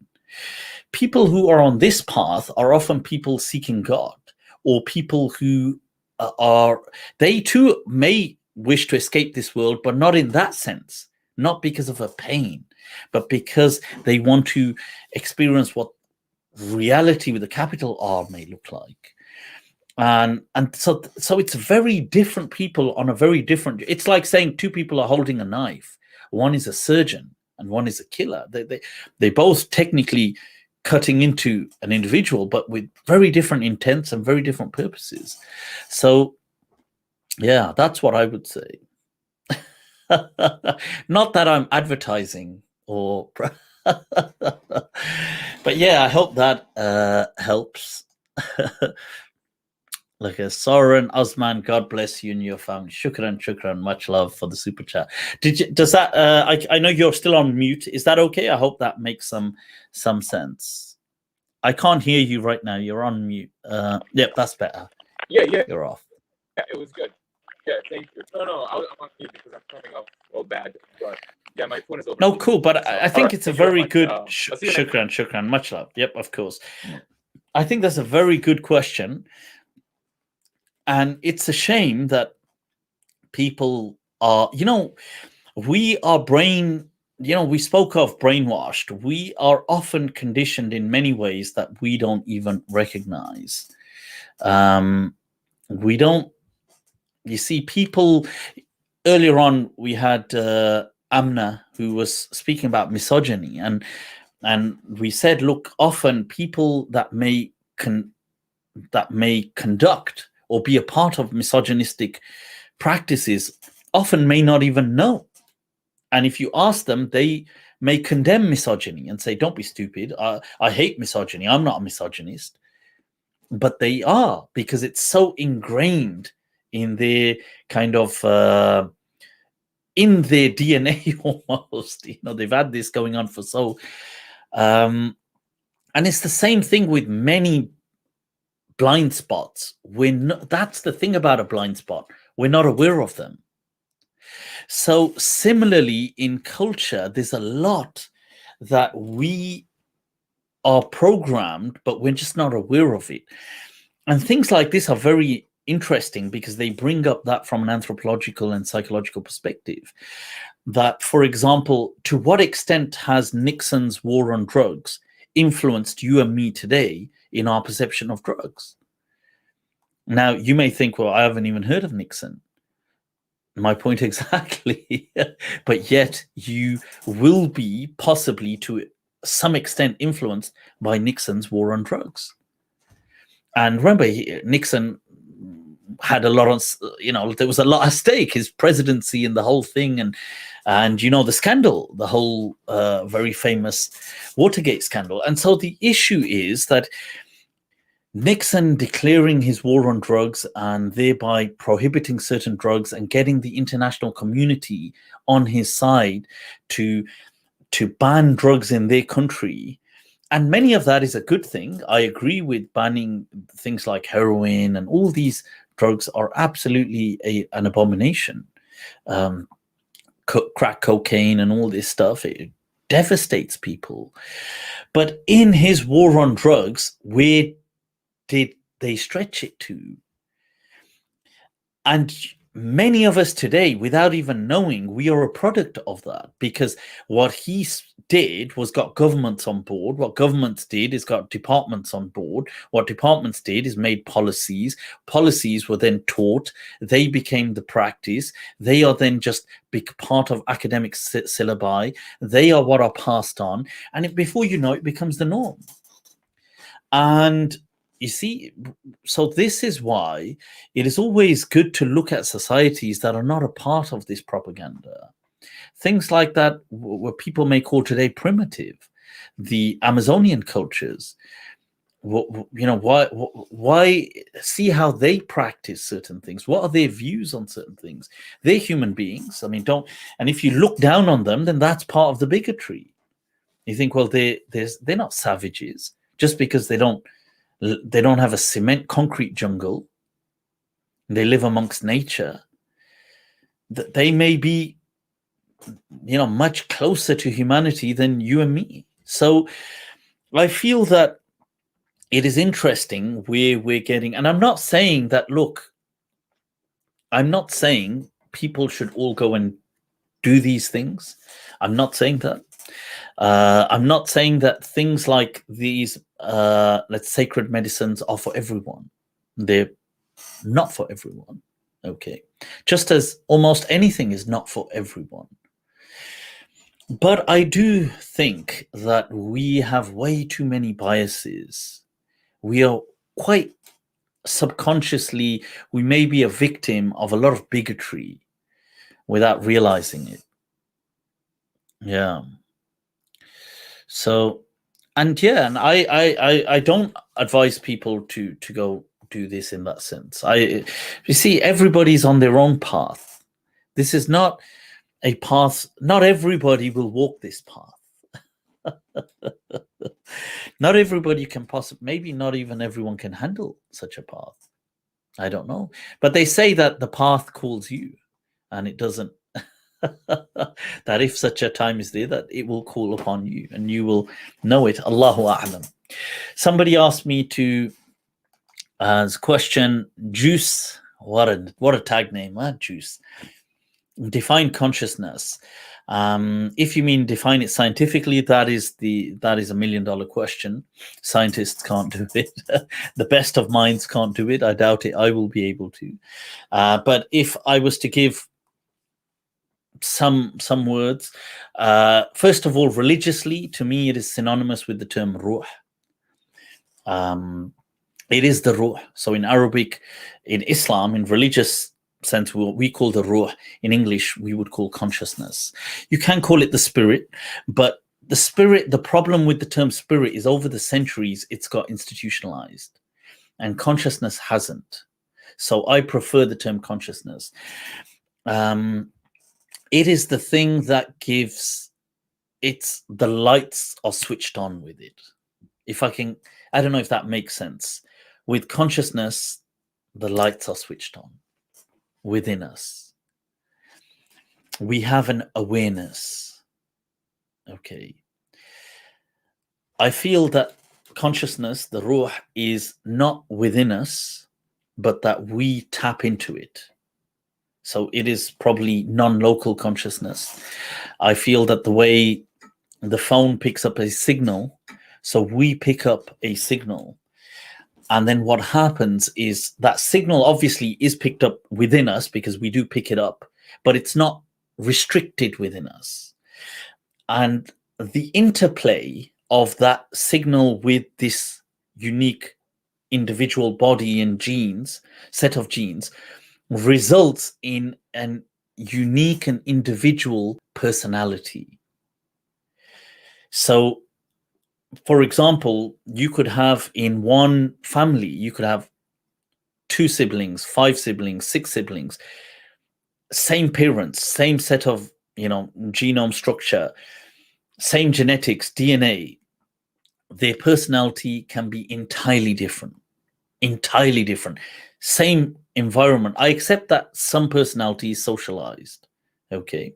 It is a product of it's nature versus nurture. There is some, which is definitely, there's epigenesis takes place, but there is an element of personality that is just unique and inherent to that individual. That is the nafs in the Islamic term. That self that emerges, it's not just the physical self, it is the personality with that self. So a good example is the movie Split, incredible movie on DID, the dissociative identity disorder. So you see this character who's the same character in the movie. He plays so many different identities. He has what used to be called multiple personality disorder. Nowadays they call it dissociative identity disorder. And when people have this, they switch personalities. They become an entirely different person. So you can see this character, that's the actor, playing that so well that his whole personality changes. The body is still him. It's the same person, but all of a sudden he's this boy. He's acting like a boy. He speaks like a boy, and then all of a sudden he's this man. Then he's this woman. Then he's this, and he has these different personalities that he plays out. This personality that we have is the nafs. Okay. And that is unique to us because it is an integration of the ruh meeting this physiology, and then with some element of socialization as well taking place. So, and this is why consciousness is the most difficult thing to pin down in modern studies, in modern physics or modern anything. It's science. It does not know where to begin with consciousness. Truly speaking, especially physicists. And when I went to a lecture by, it was Bernard Carr, I believe, but he was a student of and an associate of Stephen Hawking's, and it is an amazing lecture where he was where they were trying to come up with. He was trying to come up with. He's a great physicist. He was proposing a theory that could unite M theory with multiverse.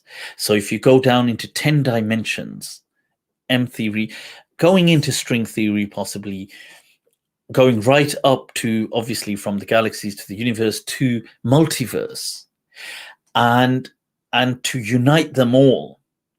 And he was proposing that the missing element, and he called it the universal, I've forgotten the universal structure, and he said he was working on it and he was proposing it as an official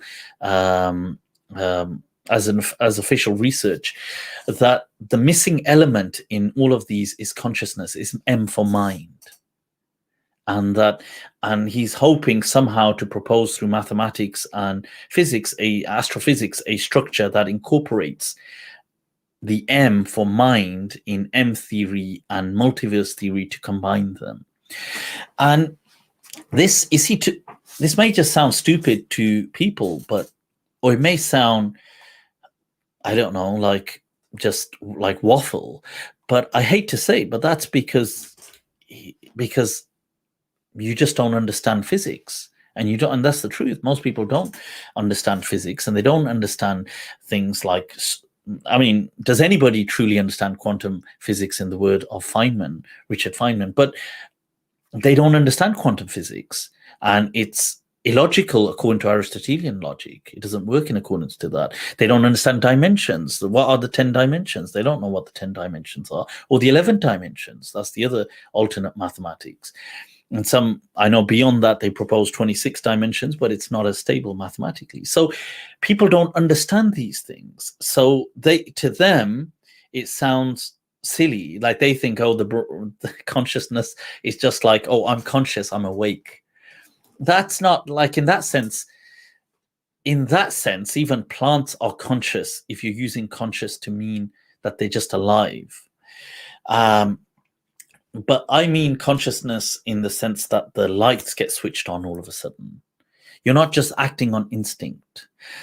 And this is why the Quran, and I find this so majestically expressed, that when the Prophet is asked about the ruh, check this out. They asked the Prophet about this, about the ruh. يَسْأَلُونَكَ عَنِ الرُّوحِ. It would have been all too easy to say the ruh is the spirit that inhabits the body. You see, it would have been all too easy and everybody would have accepted it. Because back then, I'm sure these kind of beliefs would have been very easy to accept. If the Quran was to say, oh, it's just like a ghost-like figure. You know how today people think of spirit, they think of this kind of ghost floating inside you that comes out. Quran could have said that. يَسْأَلُونَكَ عَنِ الرُّوحِ, say it's this thing, shabah, or whatever it is, يعني في داخلكم and this and that, or fikum, and it's this thing that, or إِنَّهُ مِثْلَكُمْ fikum, it is like you, inside you, whatever. This, it could have said something, because some people think it's a ghost version of you. But that's not what the Quran said. Wallahi, these are the things that really, blow my mind when I look at the Quran and when people ask me about its miraculous nature. It says, look at the answer. It just says, قُلِ الرُّوحُ مِنْ أَمْرِ رَبِّي. This is a matter. Now, people could say amr can mean command as well. It can mean matter, affair, like that. That this is, fair enough, it could be command or matter, whatever, of my Lord. وَمَا أُوتِيتُم مِّنَ الْعِلْمِ إِلَّا قَلِيلًا. Wow. And you have only uncovered a small amount of knowledge about it. What's so difficult to say that it's just a ghost inside you? That people could comprehend that easily. They could understand that. In fact, that would have fitted in quite nicely. But to say that's yet you have only been given a very small understanding of this, the knowledge surrounding it, that there's just too much of it that is incomprehensible for mankind yet. That is consciousness. That is why today physics doesn't know where to begin with consciousness. Where do you begin with it? God damn it. It's not the neural correlates of, people think it's the neural correlates. That's pathetic. I mean, these people they could study the psychological studies. I remember when I discussed with one of the atheists, I think it was with Abdullah Gondal, and he suggested it's the neural correlates. He suggested it's in the brain, which is the neural correlate theory. I said that's totally unfounded. And in fact, the study shows to the contrary. You can just read the psychological studies. Neural correlates, and even if they are neural correlates for consciousness, you see, there's no directionality. Just to say that, look, because we're conscious of something, certain parts of the brain light up, but that could be the reaction of consciousness. What's to say it's causing consciousness? Do you understand? So it's not, that's like saying, imagine something in my phone, like the screen messed up on the phone, and so it's blank. So you say, oh, well, the phone doesn't work. So it was the screen that was giving life to the phone, but it wasn't. It's the phone that was making the screen, light up. But even, let's say, one of the common theories, if the brain gets damaged, people lose consciousness. That's true, because that's the apparatus by which we can function and integrate consciousness. Now, if the apparatus is gone, then obviously we can't integrate it. That's like saying, I take the battery out, now the phone doesn't work. Say, well, TK, the phone don't work. You say, well, obviously, so was the battery creating the signal and the Wi-Fi? No, it wasn't. So even in that view, directionality is incredibly difficult to. A causation, you can't prove causation by neural correlates.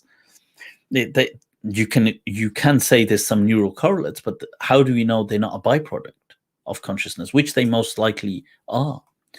And Sir Roger Penrose, he has a lot of work on this. One of the most leading mathematicians in the world today, an absolute legend. He's been on Joe Rogan's show as well, and many other. He's absolutely just a legend of this era. He has a theory as well that consciousness is picked up by the microtubules in the brain at a quantum level. So people, I think I've spoken enough on that. Let's wrap this up. It's getting late. As always, it's been an absolute pleasure. Icy Saracen, much love. Shukran for the super chat. I dearly appreciate it. It's all your love, really. And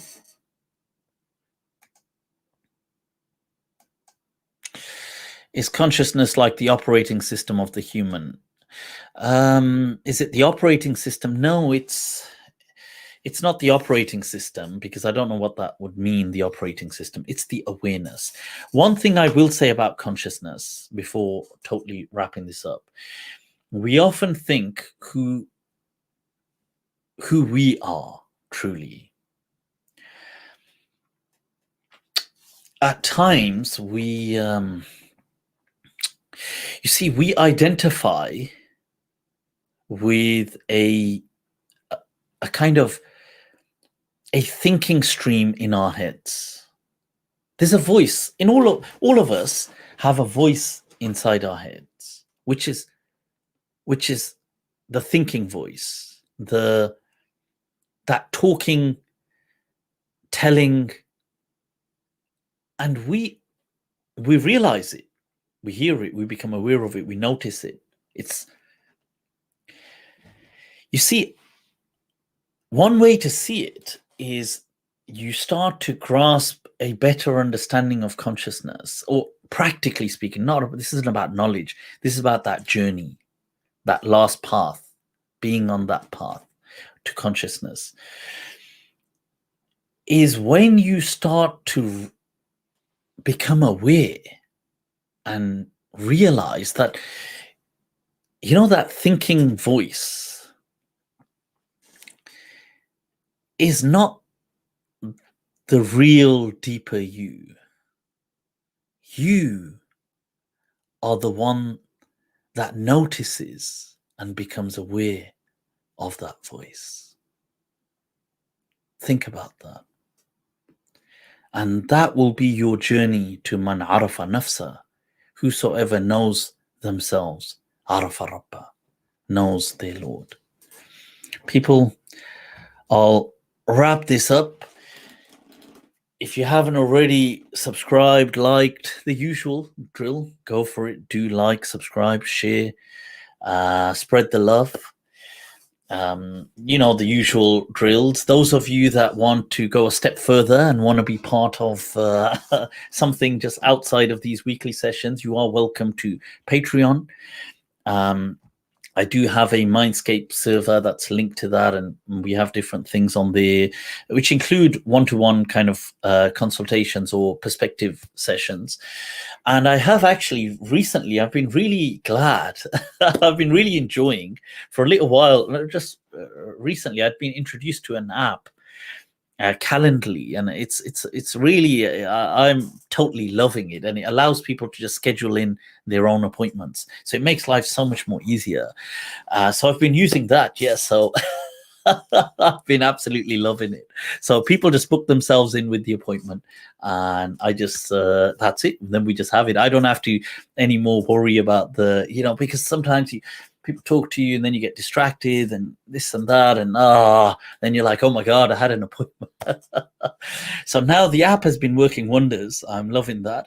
So that is available separate as well. If people want to they don't want to be a part of the Patreon, just want a one-off, one-to-one, man, one-to-one. Don't worry, man. You can just, you can reach out to me on Instagram, or on any of the means, the kind of mediums. And what I'll do is I can send you the link to book yourself in. Obviously, all of these are they're just mediums really, and pathways to connect and inshallah spread some positivity, love and help wherever we can. Guys, take care of yourselves. As always, remember you're your dose of love and laughter. May Allah keep you all smiling. Wassalamu alaikum wa khuda hafiz.